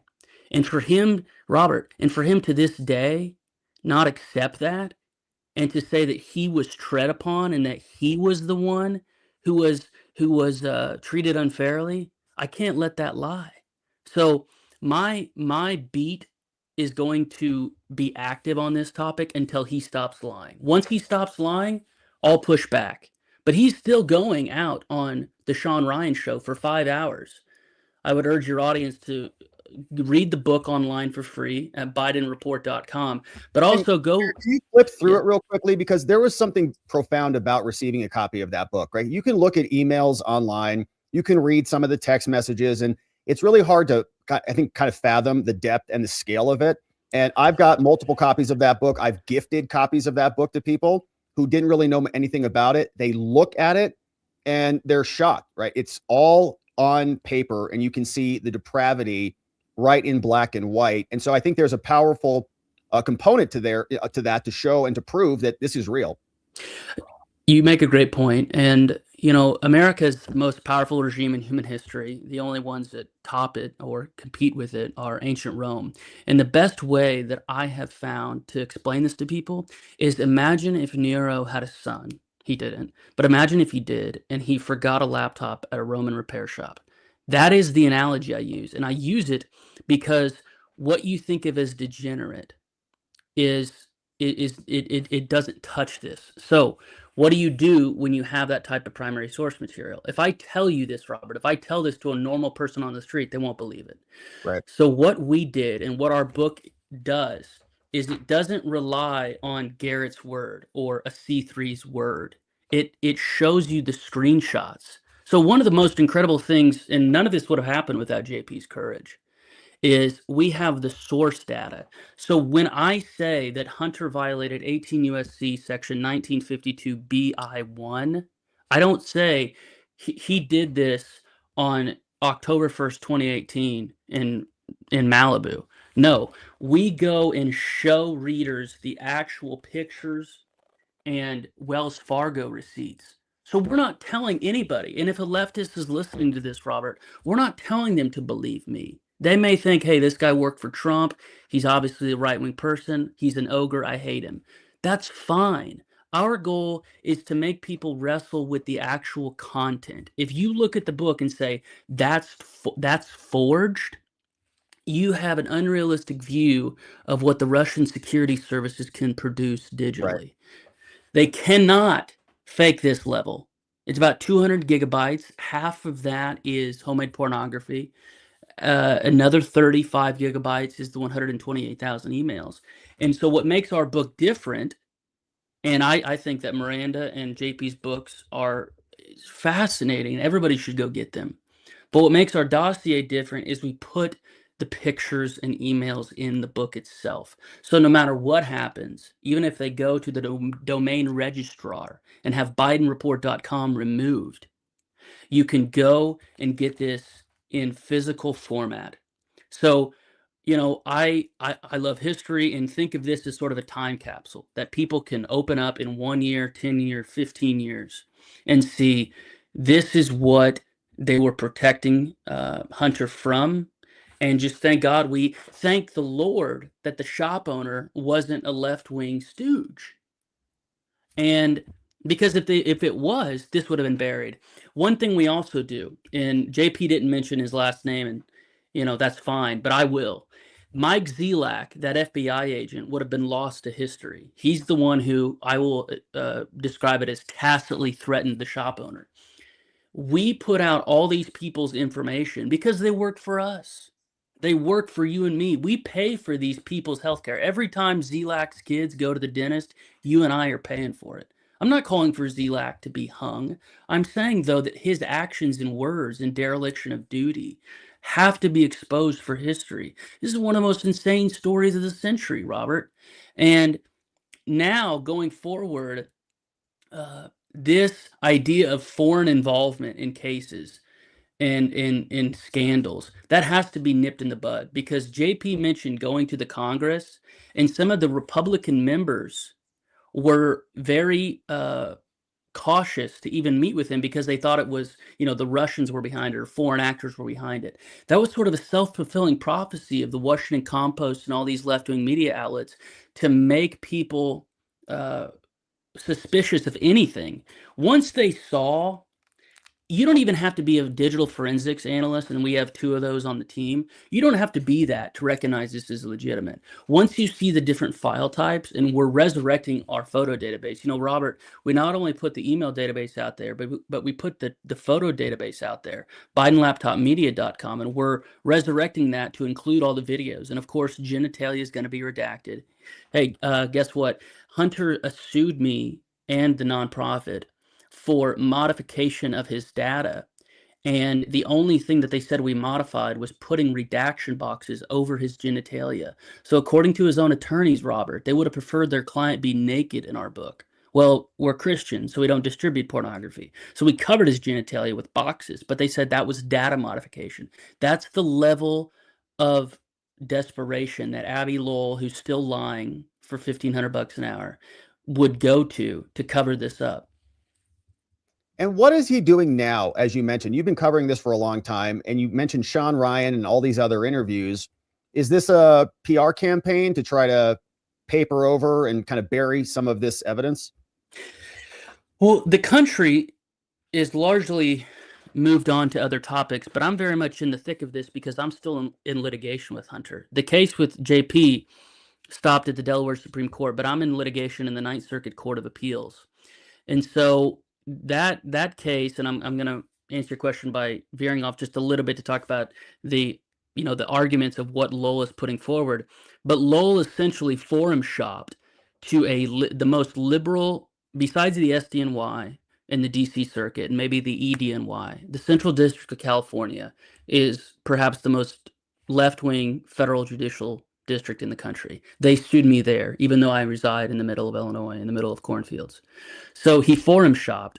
And then once Hunter's patron, Kevin Morris, pushed back and dried up a little bit, just a little bit, because Joe was no longer in office, he tried to dismiss it without prejudice. And of course, we got to dismiss with prejudice, but we're appealing that dismissal because we want our attorney's fees reimbursed. We're not going to let, if we have anything to do with it, we're not going to let this bastard just call the mulligan and walk away. So Lowell has faced zero bar repercussions. Hopefully we change that. But he's still representing the worst people in the United States. He just made an appearance last week in Minnesota. I watch your show religiously. The show you did on Don Lemon, he's representing Don Lemon. And he's in there as co-counsel in many cases with one of the most demonic men in the United States, Norm Eisen. So Norm Eisen and Abby Lowell are together now. And Abby Lowell was the legal mafia hitman for this story. Abby Lowell has to be in this documentary because what he did was worse than anything he did with the Clintons in the 90s, right? Because they had, for the amount of lying, Robert, that was put forward by Hunter's counsel of record in legal documents can't stand. And if they're going to disbar in California the president's attorney, then they have to look at Abby Lowell. And I hope that this documentary goes into that a little bit about the machinery behind it, right? Because our theory is not that Hunter is stupid, and it's not that he's a genius. Hunter was just smart enough to know how to grift, but all these other forces on the periphery protected him. The Winston Strauns of the world, the Kevin Morrises of the world. That FOIA request, Robert, is still out. We still don't know the CIA's connections to Morris. The FOIA has not been returned yet. There's an active lawsuit between Judicial Watch and the CIA about Kevin Morris, who, and I understand the whistleblowers are going to be a big part of this documentary. The IRS whistleblowers, this isn't my words, testified under oath that they were told by DOJ attorneys Daley and Morgan that Kevin Morris was not to be interviewed. That's what the DOJ told the IRS, that the CIA was protecting Kevin Morris. So this story could have a direct or indirect connection to the CIA. And we'd be naive not to believe it could. Yeah, and you've had to defend yourself as part of the Biden onslaught. You said hundreds of thousands of dollars. The Ninth Circuit is still pending. Has the rest of the litigation kind of simmered down? No, we had a hearing last month in the LA Superior Court with Kevin Morris, who also wants to dismiss his suit. And we're only agreeing to the dismissal if he reimburses us. So, again, we're not litigious people. I hate litigation. Okay, I really do hate it. When we're not asking for damages, we're not asking for above and beyond the harm that he wrought. All we're asking for is reimbursement. So my thanks, personally, what's really helped me is a nationwide group of patrons and an attorney, Jennifer Holliday out of California, who's just been phenomenal, who's helped us secure these ridiculous dismissals with prejudice, and who's fighting for us now in the Supreme Court. We're going to be filing a Supreme Court petition. And because the California courts are out of control. Once a LA County Superior Court judge gets in, Robert, they don't even have an election. The way the state court election system works in California is if you don't have somebody get 50% of the vote to challenge you, the primary is the general. So you have these very, very corrupt Superior Court judges. We have Epstein and Elaine Mandel, two horrible people. The judge in our case, the first judge in our case, Robert, her husband pleaded guilty to a federal crime in the LA water and power scandal. These are high-level crooks, very, very sophisticated swindlers. And we're put in those court systems. It's basically second world. That's how I describe it. For our listeners at home, the LA court system specifically, it's second world. And if we don't, that's why we did the SCOTUS petition. Maybe they'll grant our cert. They probably won't, but we have to have it on the record how these courts are second world. So we're still fighting Morris. And I hope to come on your program again and talk about some good news, hopefully, that we got reimbursed, and that our foundation can be funded for the next couple of years based on that reimbursement. And briefly, can you also tell people where to go find some of these key materials? I know you have a couple of websites and you're continuing to report on this. Where can they go to connect with that so they can see these materials raw? Because what we like to do on our channel is to show the documents, right? So people can see it for themselves. And I think that's important in this case, if they have the stomach for it. I think it's the most important. That's why I was enthralled. I met you almost 4 years ago to the day because we got a SAR leaked. This is what really made him mad at me, okay? It wasn't just the book and the email database. We had somebody within JP Morgan's anti-money laundering division give us 5 suspicious activity reports about the Bidens. You can view those SARs in their unredacted format. And the great thing about Marco Polo is, unlike the Epstein files, they're not redacted. The only things we redact are genitalia and social security numbers and credit card numbers. Everything else is out there. So if you want to, in fact, one of our most voracious readers called up these people themselves. You want to ask the people in the laptop why they did what they did? We're not hiding anything from you. We don't urge you to do anything illegal. We put it out there. So a single URL can help your listeners find everything. If they go to bidenreport.com, they can follow that, look at the free ebook, look at the emails, look at the SARs. Very simple, $7 domain name, bidenreport.com. Amazing. And you're in the documentary. You're helping to connect the jigsaw puzzles of this entire scandal.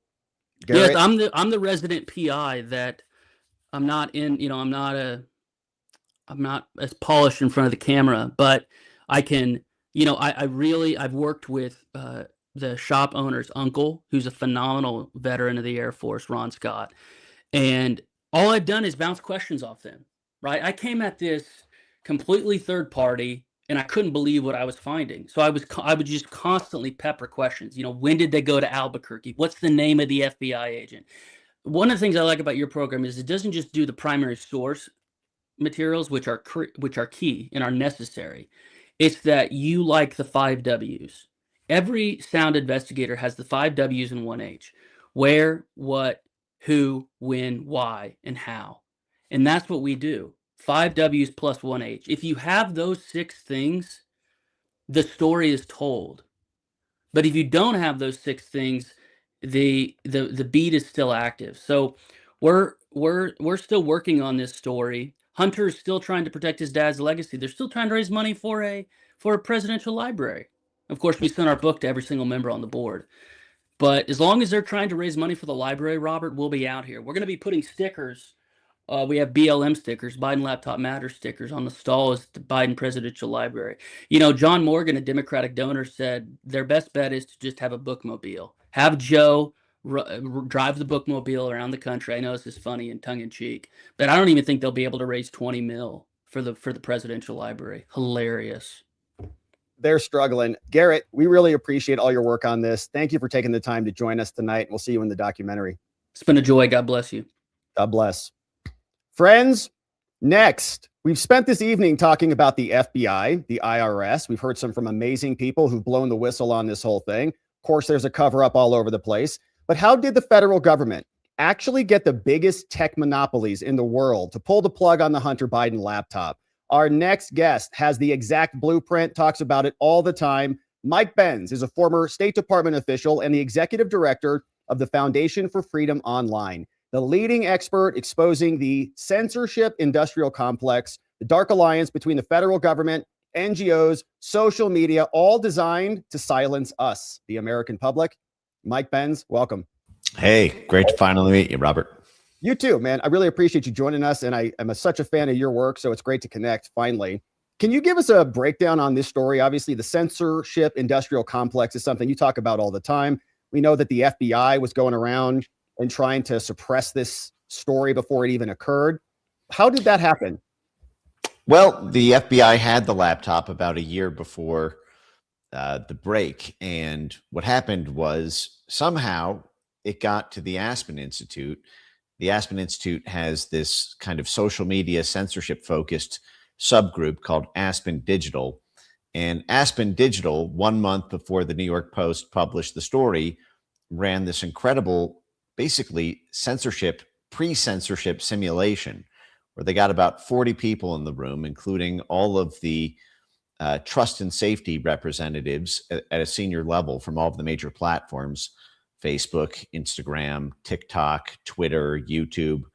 They also got a bunch of national security officials, both current and former, and effectively wargamed how to stop the circulation of a hypothetical leak of a Hunter Biden story involving a Ukrainian gas company, and how to all coordinate on calling that Russian disinformation so that the Trump campaign could not use it as an October surprise before the 2020 election. So obviously the FBI leaked it to folks at the Aspen Institute, who then quickly organized a tabletop exercise to be able to coordinate killing the story before it could impact the election. And the Aspen Institute, is that an NGO? Is that contracted with the federal government? How does an organization like that have so much kind of sway where they can literally persuade people to not believe the story? Well, it's basically a longtime CIA conduit. It receives about, I believe, a third of its funding from the U.S. federal government. And so, as a government-funded, non-governmental organization, it's that classic sort of vector for our government to be able to influence basically countries, movements, regulators, oligarchs abroad. The Aspen Institute is all over the world. It gets its funding through the State Department and USAID to influence affairs in foreign countries by convening events, summits, seminars, forum discussions to sort of get everyone in the room on the same page, to get them to send more war funding to Ukraine, to get them to adopt a sanctions policy against a target country, to get them on board a security deal or a trade agreement. But in this case, they convened it at home to stop basically our own election from being carried out fairly. Yeah, and specifically, I think the FBI was also meeting with Facebook officials, and I think I remember reading about one call where an FBI agent may have been confirming that there was some there, and then somebody else shut him up, and so it's kind of an internal silencing that's happening.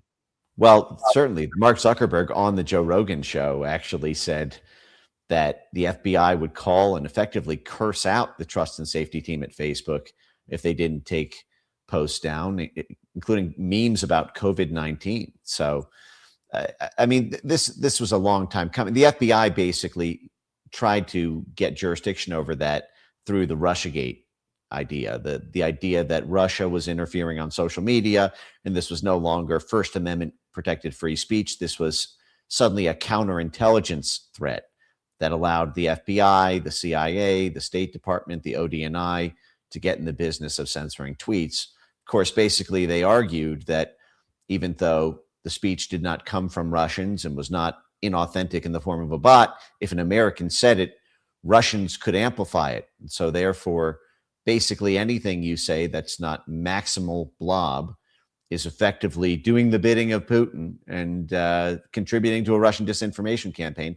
This is how you have virtually none of the 51 spies who lied to this day ever apologize or recant what they said, because when they said it's Russian disinformation, they use this cute little linguistic trick to say that even though we didn't mean that the Russians produced the laptop, what we meant is that the Russians amplify it. And so if you tweet about it, you're adding fuel to a Russian fire. And it's this kind of BS that basically went unchecked for pretty much the first 4 years of the Trump administration during term one.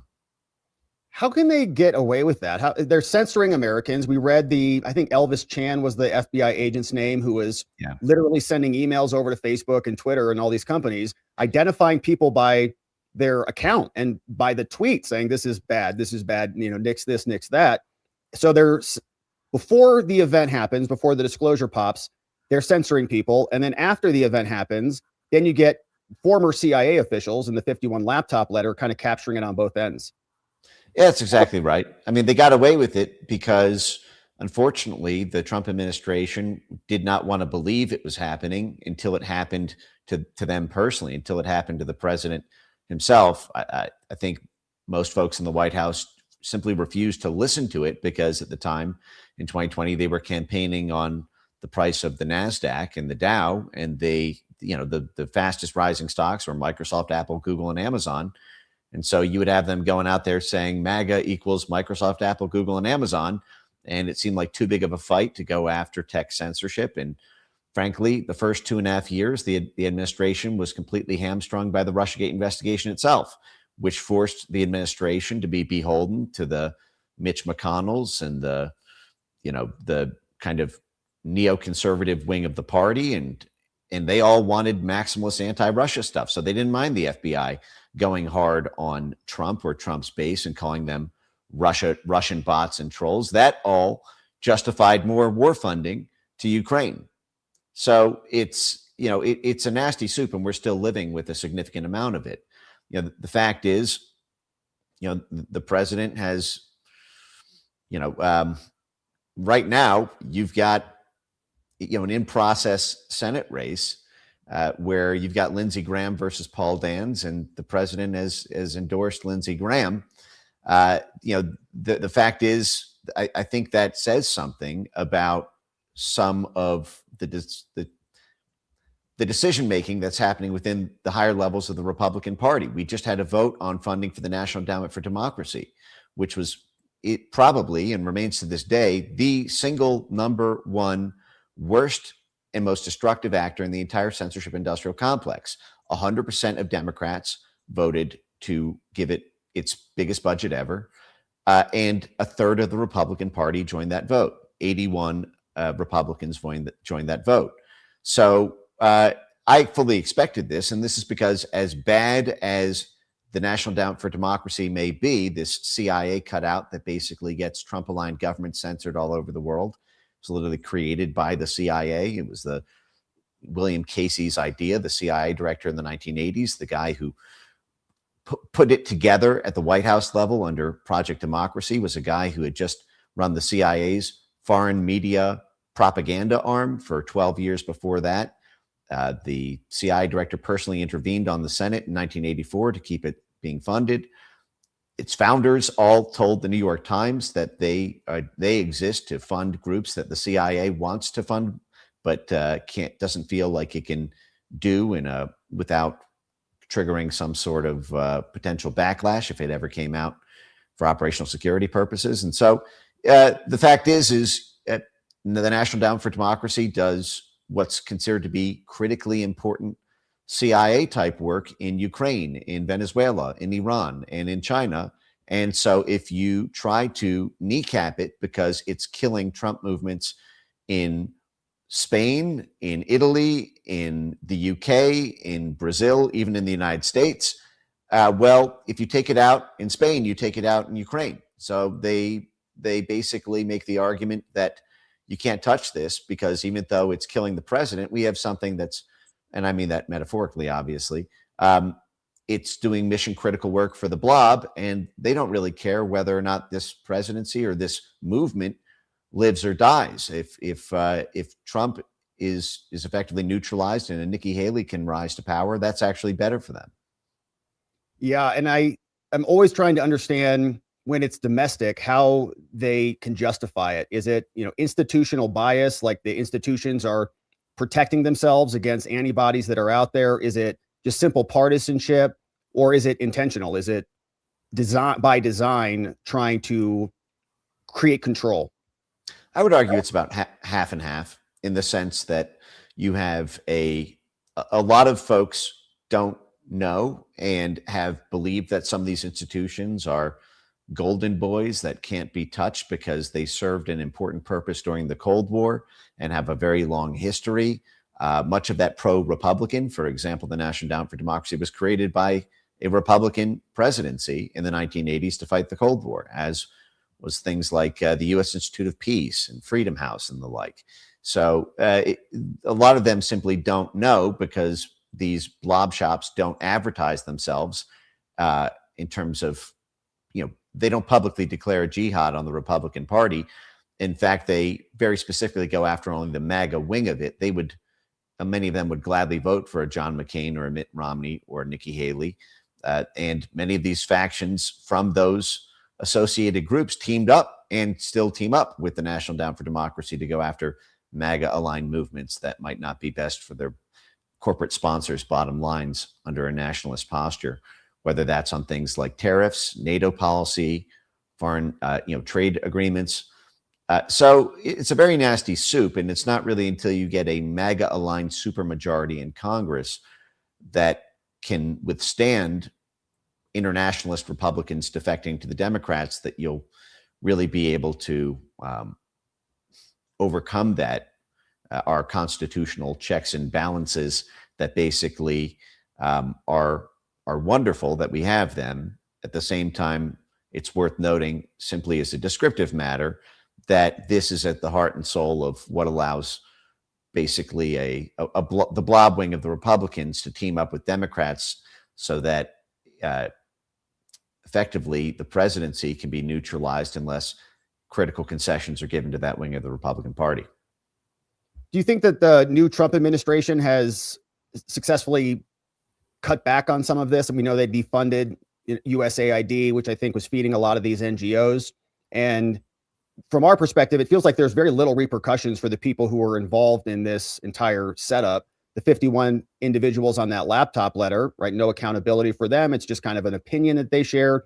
And then they just continue on as though nothing ever happened. So, and they have a flywheel, right? You do something for this deep state, then you go get a job at MSNBC, or you go get a job at a big law firm, or the National Endowment for Democracy, or one of these organizations. Are we seeing any whittling back of this network?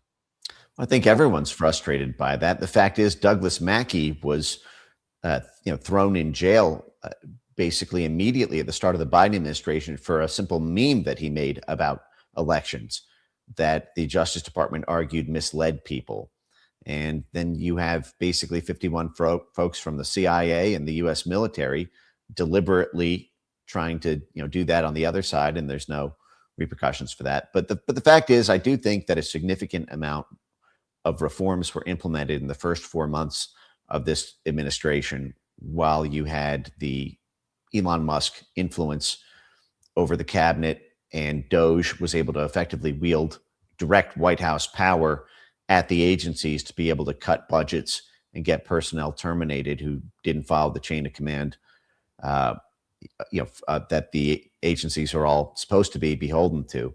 I think when Elon departed and there was that tension that persisted for a long time, that reform agenda hit the brakes on the train pretty fast.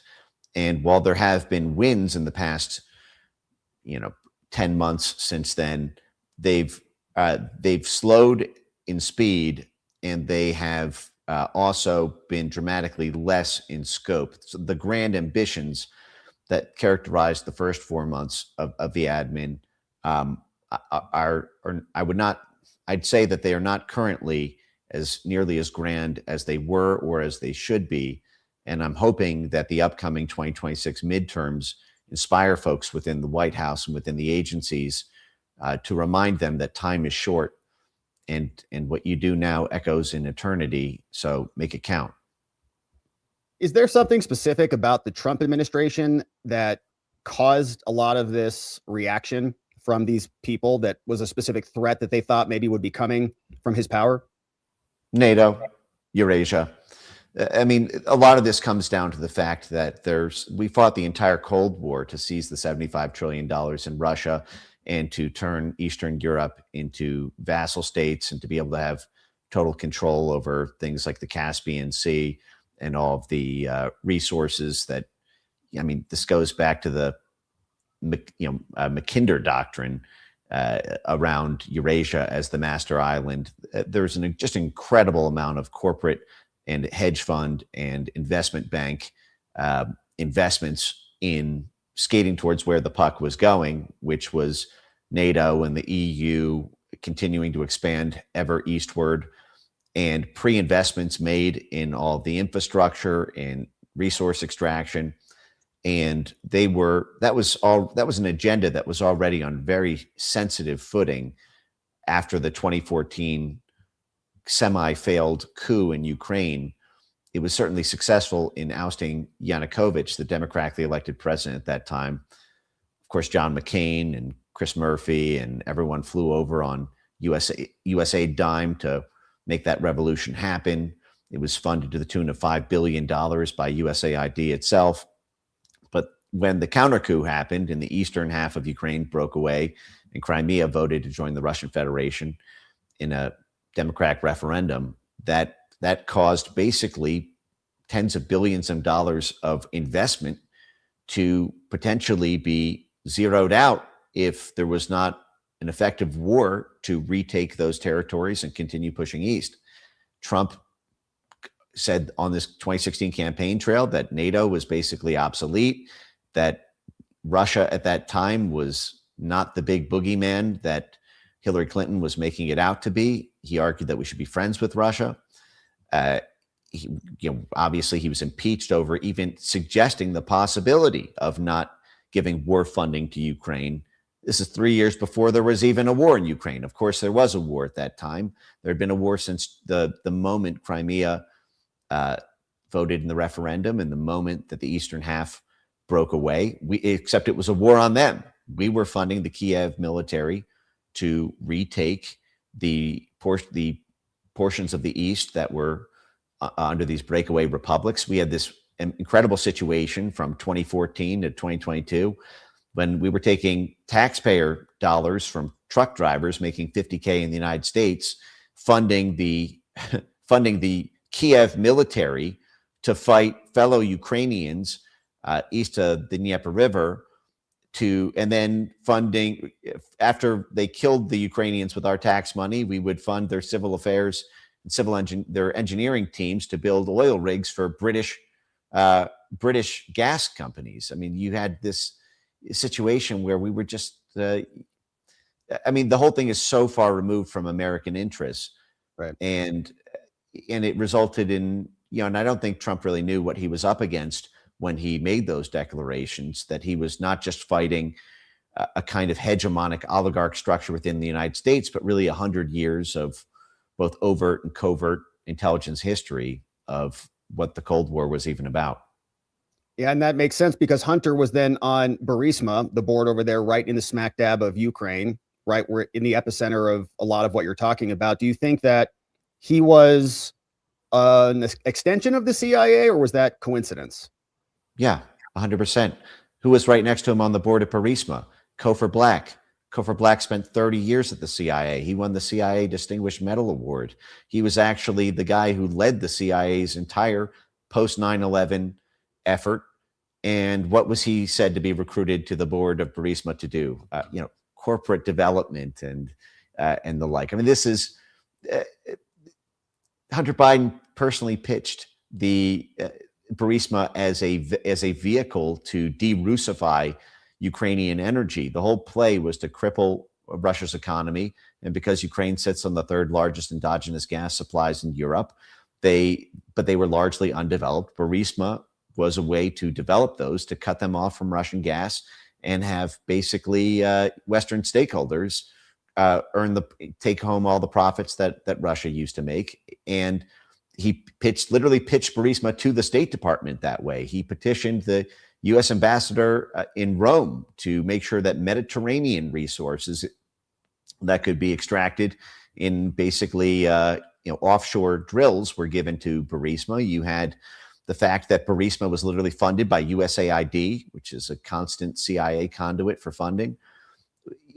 Any long-term CIA project becomes USAID de facto. You can't really keep a covert operation going for years on end, especially when it involves hundreds or thousands of people. You simply can't logistically coordinate that through giving everyone a security clearance and putting everyone in a skiff and risking the operation going public if a single person leaks and then it becomes scandalized. So you simply organize it as USAID for long-term funding if it involves a big enough amount of money or a significant enough amount of people that you simply can't logistically operationalize it directly through CIA. And ask yourself, what's the philanthropic purpose of funding a private Ukrainian gas company? Riddle me that.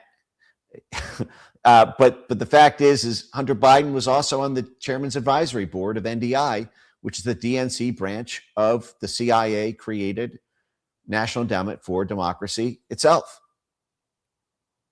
There are so many layers to these stories, and you know them better than anyone else. You're in this documentary helping to piece these things together. What is the solution? Is it sunlight is the best disinfectant? We just keep talking about these things and expose how the actual machinery works? Sunlight, it has to start with sunlight. The fact is the National Endowment for Democracy has blown through its statutory obligation to make its grants public.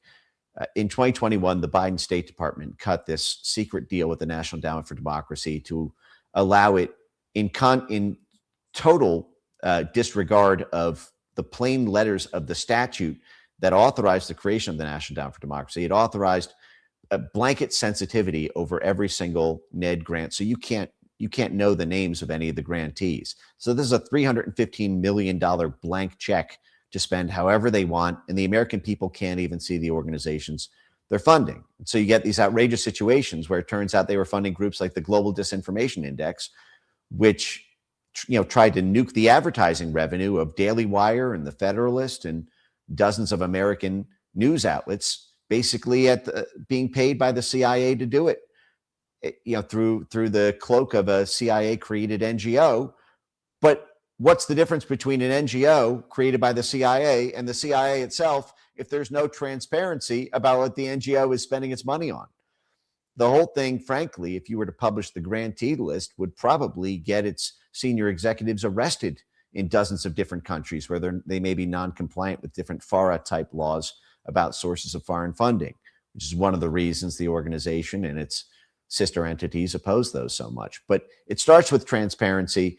And really, there has to be a deep look on the inside of this administration about whether to yield to, frankly, what appears to me to be a kind of CIA pressure to keep these institutions in the dark because they're useful for critical ongoing operations, rather than being brought into the light, put through reforms. And if those operations need to be restructured, or if they are deemed essential to national security, simply recruit other institutions or create new institutions to take those on, and let the reform process happen. Because if that does not, there's going to be voter disenchantment. There's not going to be a chance in the 2026 midterms or in the 2028 presidency, because disenchanted MAGA voters will feel like it doesn't matter. They're not going to vote Democrat, but they may decide not to vote for Trump or Trump's successor, or Trump-aligned folks in Congress who do mean well, simply because they think that the movement itself is captured in some respect or non-responsive. I think there was the miscalculation about the Epstein files that I frankly think, unfortunately, is likely to have a demobilizing impact with MAGA voters who love the MAGA movement and who love the president. But if those disclosures had been made a year ago voluntarily, rather than 14 months into this administration, only because Thomas Massie had floated this bill that was passed overwhelmingly because no one wanted to be on the other side of it. But even Thomas Massie is now being rejected by party leadership and primaried, and the president going after his wife and things like this. And so I think that the answer to all these things has to be mass transparency. And if it's not, people will notice, and that the consequences of that are inescapable. Yeah, and I think they are. It's hard to get excited about self-governance or voting or your country, democracy, democratic republic, if you're not actually running things, and other people are. And Mike, you do the best job of anybody I've ever met, deconstructing the layers on these things. And so hopefully people are following you. And then, of course, checking out the documentary to get the inside scoop about how this all connects. Mike Benz, thank you so much. Thanks. Friends, that was amazing, but we're not done yet. Now we're bringing on the man behind the film. We're going to watch the trailer and learn more about how this all came together. we've got the filmmaker himself, Christopher Dodge, joining us now.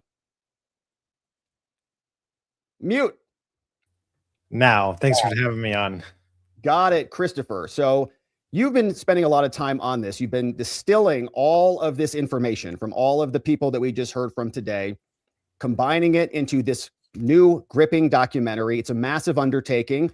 Give us an update. Where are we at in the process? What's happening next? How can people help and get involved to help share this truth? Yeah, it's been a huge process. First, it starts with research. So, there's all these incredible books written on the topic that I've had to read through. This project came about because Empower Oversight, the nonprofit that helps whistleblowers protect, helps the whistleblowers come forward with legal protections. They approached me after we finished our first film, which was about the SEC's war on crypto. And they were instrumental in filing a number of FOIA requests. And we actually connected the SEC's actions with crypto all the way back to Chinese intentions. And we looked at how the Chinese, businesses were sort of infiltrating into American Wall Street maneuvers through the SEC. So when I met Tristan and Jason, they were like, we got this story and it's pretty big and we want to do something with it. And at the time I had no idea that it was the Hunter Biden laptop story, specifically the story of Joe Ziegler and Gary Shapley coming forward in the IRS, which is an absolutely amazing story. So we started the process of gathering all the information, watching the grand jury testimony, watching all the different, public interviews that these guys have given. And then ultimately that culminates with them writing a book. And that book, if you don't know the title of it, is called Whistleblowers versus the Big Guy. That is the perspective of Gary and Joe from inside the IRS. And so basically we then started connecting the dots. Okay, so what is Gary and Joe's story? So who didn't we have here tonight? Some of the voices that we have in this documentary are absolutely incredible. I interviewed or got the opportunity to interview Mr. Jim Jordan and James Comer. We interviewed Jason Smith, who is the chairman of the House Ways and Means Committee. He was the one who actually got the documents and provided clarity so that Joe and Gary could come from a Congress, which then they went and testified in front of James Comer's House Oversight Committee. Once the Republicans had the majority in the second half of Biden's term, they had subpoena power so they could pull documents. And you start seeing how all these things connect together because you start to look at the suspicious activity reports and you're like, oh, well, where did those come from? Those came from an organization called BHR, which Devin was part of. And then we got the opportunity to speak with Devin. I also interviewed Senator Chuck Grassley for the interview for the documentary. Chuck Grassley, if you're not familiar with him, senator from Iowa, very important in passing whistleblower protections. And without whistleblowers, we can't hold the government accountable. It's because these people are coming forward that we can hold the government accountable for these actions. So incredible story, lots of facets from obstruction of justice in the DOJ to the FBI overtly lying with the 51, the letter of the dirty 51, as Miranda calls it in her book. And then we also have the issue of coordinated efforts to suppress the media. And I think that's the biggest problem. And I think that's everything of why we exist outside of that media. All the stories that I've decided to take on, that I've produced with my wife and I, we co-produce all of our documentaries together, have been stories that we felt like no one else in Hollywood is gonna touch. They're not gonna touch this. And I can tell you already, because I spent the last year working on this film, that Hollywood is not interested. No surprise. And we're working on ways to, get them interested. And our goal really is to reach as many people as possible. And like Garrett Ziegler said on this stream, to debate the facts, not debate, what Fox News says or anything in terms of sensationalism. These are facts that are compartmentalized in a way that in a story mechanism, a documentary, or if we're blessed to have the resources to do a docu-series, that we want to share with everybody. So that was a long way to answer your question, but let me give it a very concise answer now at the end. We've shot majority of the interviews. Like I mentioned, all of those individuals, Joe and Gary, Tristan and Jason from Empower, Jim Jordan, James Comer, Jason Smith, Chuck Grassley, Miranda Devine, John Solomon, Mike Benz, an incredible lineup of people with Garrett Ziegler, the PI detective, and John Paul Mac Isaac, and I'll soon be interviewing Bob Costello, who is the attorney for Rudy Giuliani, who took the laptop, brought it to the media. So I was very important to me to have that chain of custody from the computer repair store up into the public. But it also should be noted that all of that data was already validated by the FBI before it ever went public. And they went out and they lied overtly to the American people.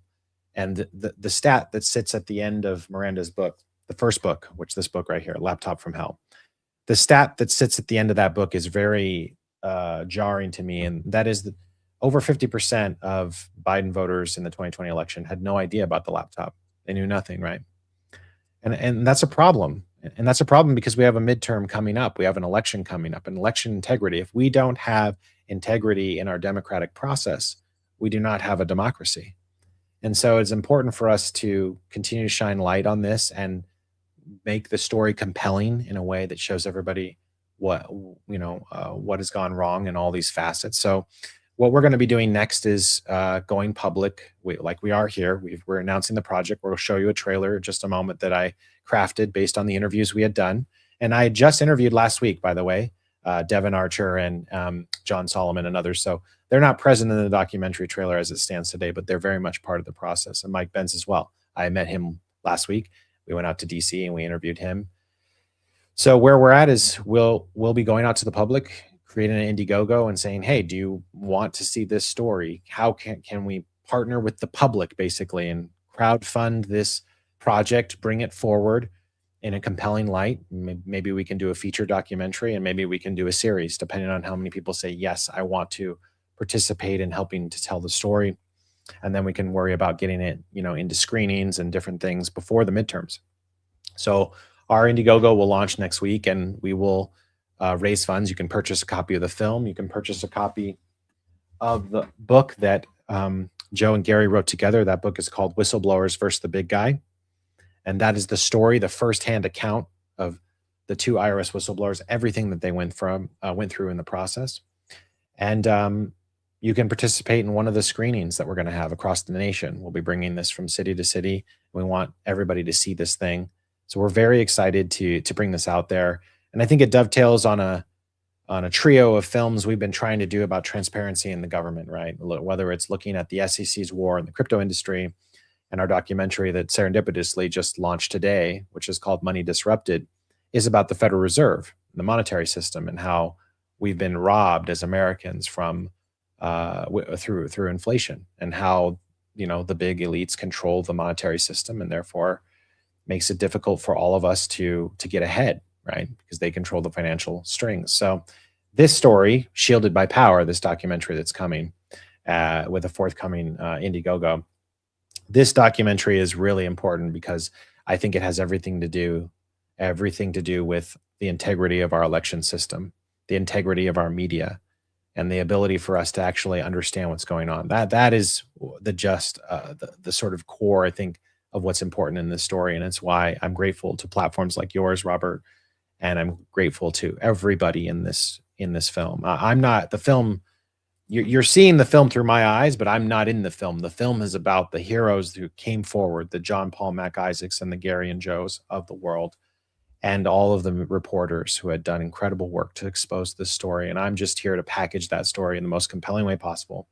So the funds that we're trying to raise are all about building the film, finishing the documentary interviews, creating visuals so you can have a compelling adventure with all of this stuff, and bringing it all together in a professionally polished package. And I'm very excited to be working on this the next few months until we finish it. Our timeline is basically to run our Indiegogo through the end of March, right through CPAC. And then we will focus on finishing the film in midsummer and try to get it out there by the end of summer or early fall prior to the midterm elections so that people can have a chance to see it. And just be reminded that our election integrity is incredibly important and that we need to have true stories out there. And even if we have to create a new lane in media to do that, we will do so, despite the fact that the standard Hollywood industrial complex has no interest in stories like this. Yeah, we're grateful for you and your efforts and bringing everybody together here tonight in order to have this conversation, because I think you're right. It is an informational war. And as you mentioned, most people don't even know about this who are, on the other side, because they're in the media bubble. The media stands up the walls and protects their candidates against real scrutiny. And so we need to go out there and win hearts and minds, right? And win the culture war and make these films that are spreading the truth. So guys like John Paul, Mac Isaac are not being buried under the weight of the counterforce. And so we're very excited to see this film. Of course, you've got the website up on the screen, shieldedbypower.com, to go learn more. And I think, are we watching the trailer? Yeah, we're going to come out and watch the trailer, and then maybe we'll just close it out after that. We want to thank everybody for coming to the stream and watching all these incredible speakers. These are all people in the documentary. So I had the opportunity to meet all these people and interview them and connect the dots together. So I'm incredibly grateful, again, Robert, for hosting this for our documentary, Shielded by Power, Indiegogo, launching next week. And with that, I think we should take a look at the project and see what it's all about. So here's a first look ever at the public preview of Shielded by Power. We choose unity over division. We choose science over fiction. And yes, we choose truth over lies. Hunter Biden was providing millions of dollars for the benefit of the Biden family through an influence peddling scheme. My name is Gary Shapley. I'm a supervisory special agent of the International Tax and Financial Crimes Group. Hunter Biden's laptop was a smoking gun. It connected Joe Biden to Hunter Biden's businesses. How many times have you ever spoken to your son about his overseas business dealings? I've never spoken to my son about his overseas business. I've never discussed my business or their business, my sons or daughters. In April of 2014, Hunter Biden joins the board of directors for a Ukrainian oil and gas company called Burisma. And he didn't have a job until you became vice president. And once you became vice president, he made a fortune in Ukraine, in China, in Moscow, that is simply and various not other places. True. Now you have this person who is being essentially paid for being on the board of directors of this Ukrainian oil and gas company who had no experience, no justification for doing that. No, I wasn't. I don't. Were you? No. What he's showing here is evidence that the Biden campaign colluded with big tech to suppress a story that we now know is 100% true. Quote, Twitter took extraordinary steps to suppress the story, removing links and posting warnings that it may be unsafe. The FBI came to us and was like, hey, just so you know, like, you should be on high alert. We thought that there was a lot of Russian propaganda. So this was effectively the FBI pre-bunking our story. So it was not difficult for them to pull it offline because they thought they were doing what the FBI wanted them to do. My name is Joe Ziegler. I'm a special agent for the IRS Criminal Investigation Division. Hunter Biden committed massive tax crimes. And instead of letting the investigators do their job, I was shut down at every step of the way. Every step of the way.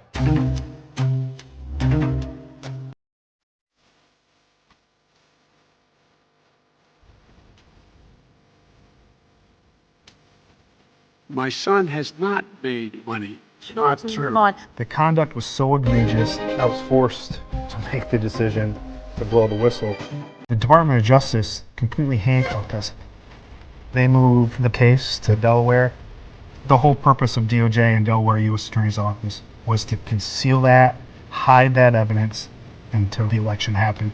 They were going to the defense counsel and telling them about the search warrant. But they tipped off Hunter Biden that he was going to be interviewed. Should we ask Rob Walker about 10% held by H for the big guy?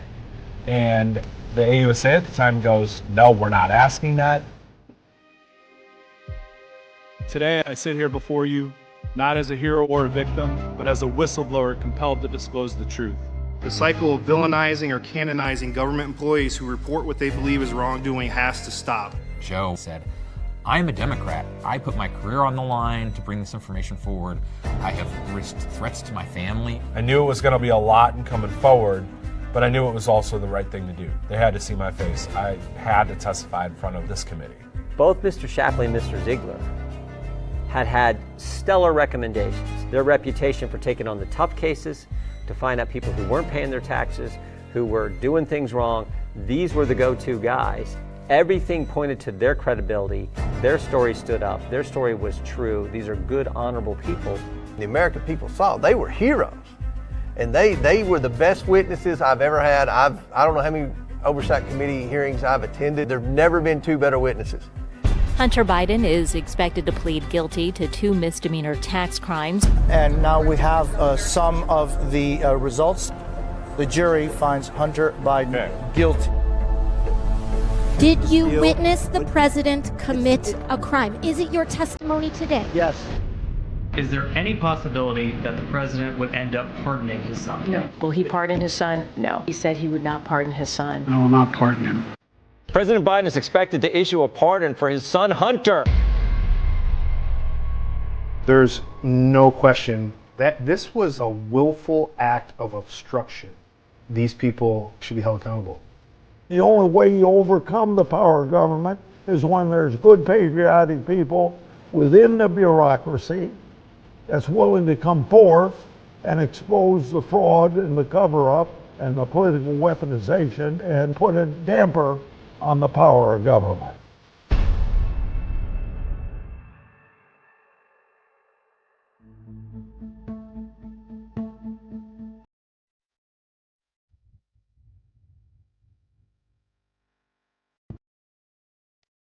Absolutely amazing. Yeah, so there's a little look at our first look at our documentary, Shielded by Power. It has incredible lineup of people, you know, the most expert people that have ever spoken on this topic. I'm very excited to finish it and to get it out there. And you know, just as that trailer concludes, I just want everyone to know, like, we've tried already to go down the straight and narrow path. I get asked a lot as an independent filmmaker, why isn't this on Netflix? Or, you know, why can't you just put it on HBO? But it's just telling you from the person who's trying to create the materials the highest quality possible and then bring it to those places. There are a lot of gatekeepers, and there are a lot of people who don't want stories like this out there. And I will tell you that I reached out to over 40 different distributors with relationships to these platforms. Everybody who specializes in documentaries, docuseries, you know, you see stuff about P. Diddy or Epstein or whatever on these platforms, and you think, maybe that company would be interested in partnering with us. And not one was interested. Not one. Only a few responded, and the ones that did respond said, and they watched that exact trailer that's been done for transparently almost a year. And they said to us, we don't do social issues type of films. And I look at their platform, I see a lot of social issues on those platforms, but not the ones, they don't do this social issue. So there's the piece of it that we have to be mindful of. There's still media manipulation out there. We'll do everything we can to finish this project with integrity, with quality, with facts. And for us to do that, we need the help of the community. We need the community of listeners and viewers out there to vote with their dollars, basically, to help us out to finish production. You know, this is a small operation. There's not a lot of us involved in making this film. I'm partnered with Empower Oversight, but people should know that Empower Oversight's a nonprofit, and they focus on providing whistleblowers legal protections. And they've done lots of different cases, but they helped Joe and Gary come forward in front of Congress. That's a lot of why we know what we know, in addition to the laptop. And so we want them to continue to, as an organization, be able to operate. So the proceeds of this documentary will ultimately go to them, just like the proceeds of the book actually go to Empower Oversight, the nonprofit, just so you know that they'll be helped on. But there are realities. We have to finish the film and, you know, make sure people who are making projects like this can actually feed their families and you know, operate and create the best product possible. So we'll have our Indiegogo live very soon, and we're excited to show everybody a little bit more behind the curtain. Over the next 7 weeks, we'll be releasing numbers of clips, little sneak peeks of this and that. But transparently, we're still in production. We're still shooting this. We're still making this story. We're still, you know, finishing it out. And without the support of the community, we can't finish it. So we really need the help of everybody there, everybody listening who loves this kind of work. And we'll continue down to do the good fight, you know, to continue to expose these stories and package them up in a way. And I think everybody serves their purpose. Like, there are people who do incredible shows like yours, Robert, on YouTube. There are podcasts out there, but there's also this medium I work in, which is documentary films. And then, you know, there's a medium for that. And people want to see the stories packaged up that way. They love to sit back and watch a series or watch a number of episodes. And it's a really tight and concise way to get the information. And some people will want to go read Garrett's book, and that's great. I mean, but that's not for everyone. It's very dense. It's like a textbook, and sometimes you need to interpret that into a video medium for everybody to understand what's going on. So we're hoping to shed a lot of light with this one. And again, thank you so much for hosting this incredible live stream for us. And we will be providing updates to the community next week and starting to bring out information about it. And you'll be able to go visit the Indiegogo page that we're launching. And we'll share more details as that's available. Well, we're grateful for your work on this, Christopher. We think that we need to build our own institutions. If the media is not going to accept us in, which they won't, then we have to find an alternative. And you're doing that. We heard all night tonight from people who have been tried to be silenced. They were, trying to basically stop everybody at every turn from getting any of this information out. And so it's no different in this space either, where you're trying to bring some media that explains in a concise manner how this all works. And so these people still exist, right? The Bidens are not in the White House anymore, but the plans, the schemes, all of the individuals who will collude and create efforts to continue, to exact these schemes on all of us, they are still out there. And so we're in an informational war, and we got to push back on it. And you're doing that. So shieldedbypower.com is where you can go to follow along. Of course, thank you to the Empower Oversight guys for bringing the team together of Gary Shapley and Joe Ziegler to blow the lid off the whole thing, and everybody else in the supporting roles, and Moran, everybody who is here tonight. We're very grateful for them. And my friends, of course, thank you for being here as well. We're going to keep our eye on this story, continue to support them, because we've got to win this battle, and we're grateful to have your support in doing that. Chris, anything else? No, I just want to thank you again for hosting us. And if you'd like to see our other documentary projects, you can visit our website, fruitionproductions.com. That's where we have our documentary that Tristan and Jason are in, which is called Rigged from the Start, exposing the SEC's war on crypto. And also our latest release, which is called Money Disrupted and the Fed, the history of the Federal Reserve monetary system in America, just came out today. And we will have our Indiegogo page launched hopefully in a week, and we'll have everybody out there to support that. So thank you so much for having us, and we're excited to expose the light. Amazing. Thank you, friends, for joining us. And thank you, Chris, for having me host here today. We really enjoyed it. Thank you. All right, my friends, we'll see you back here on the next one. Make it a great night, and see you soon. Bye-bye.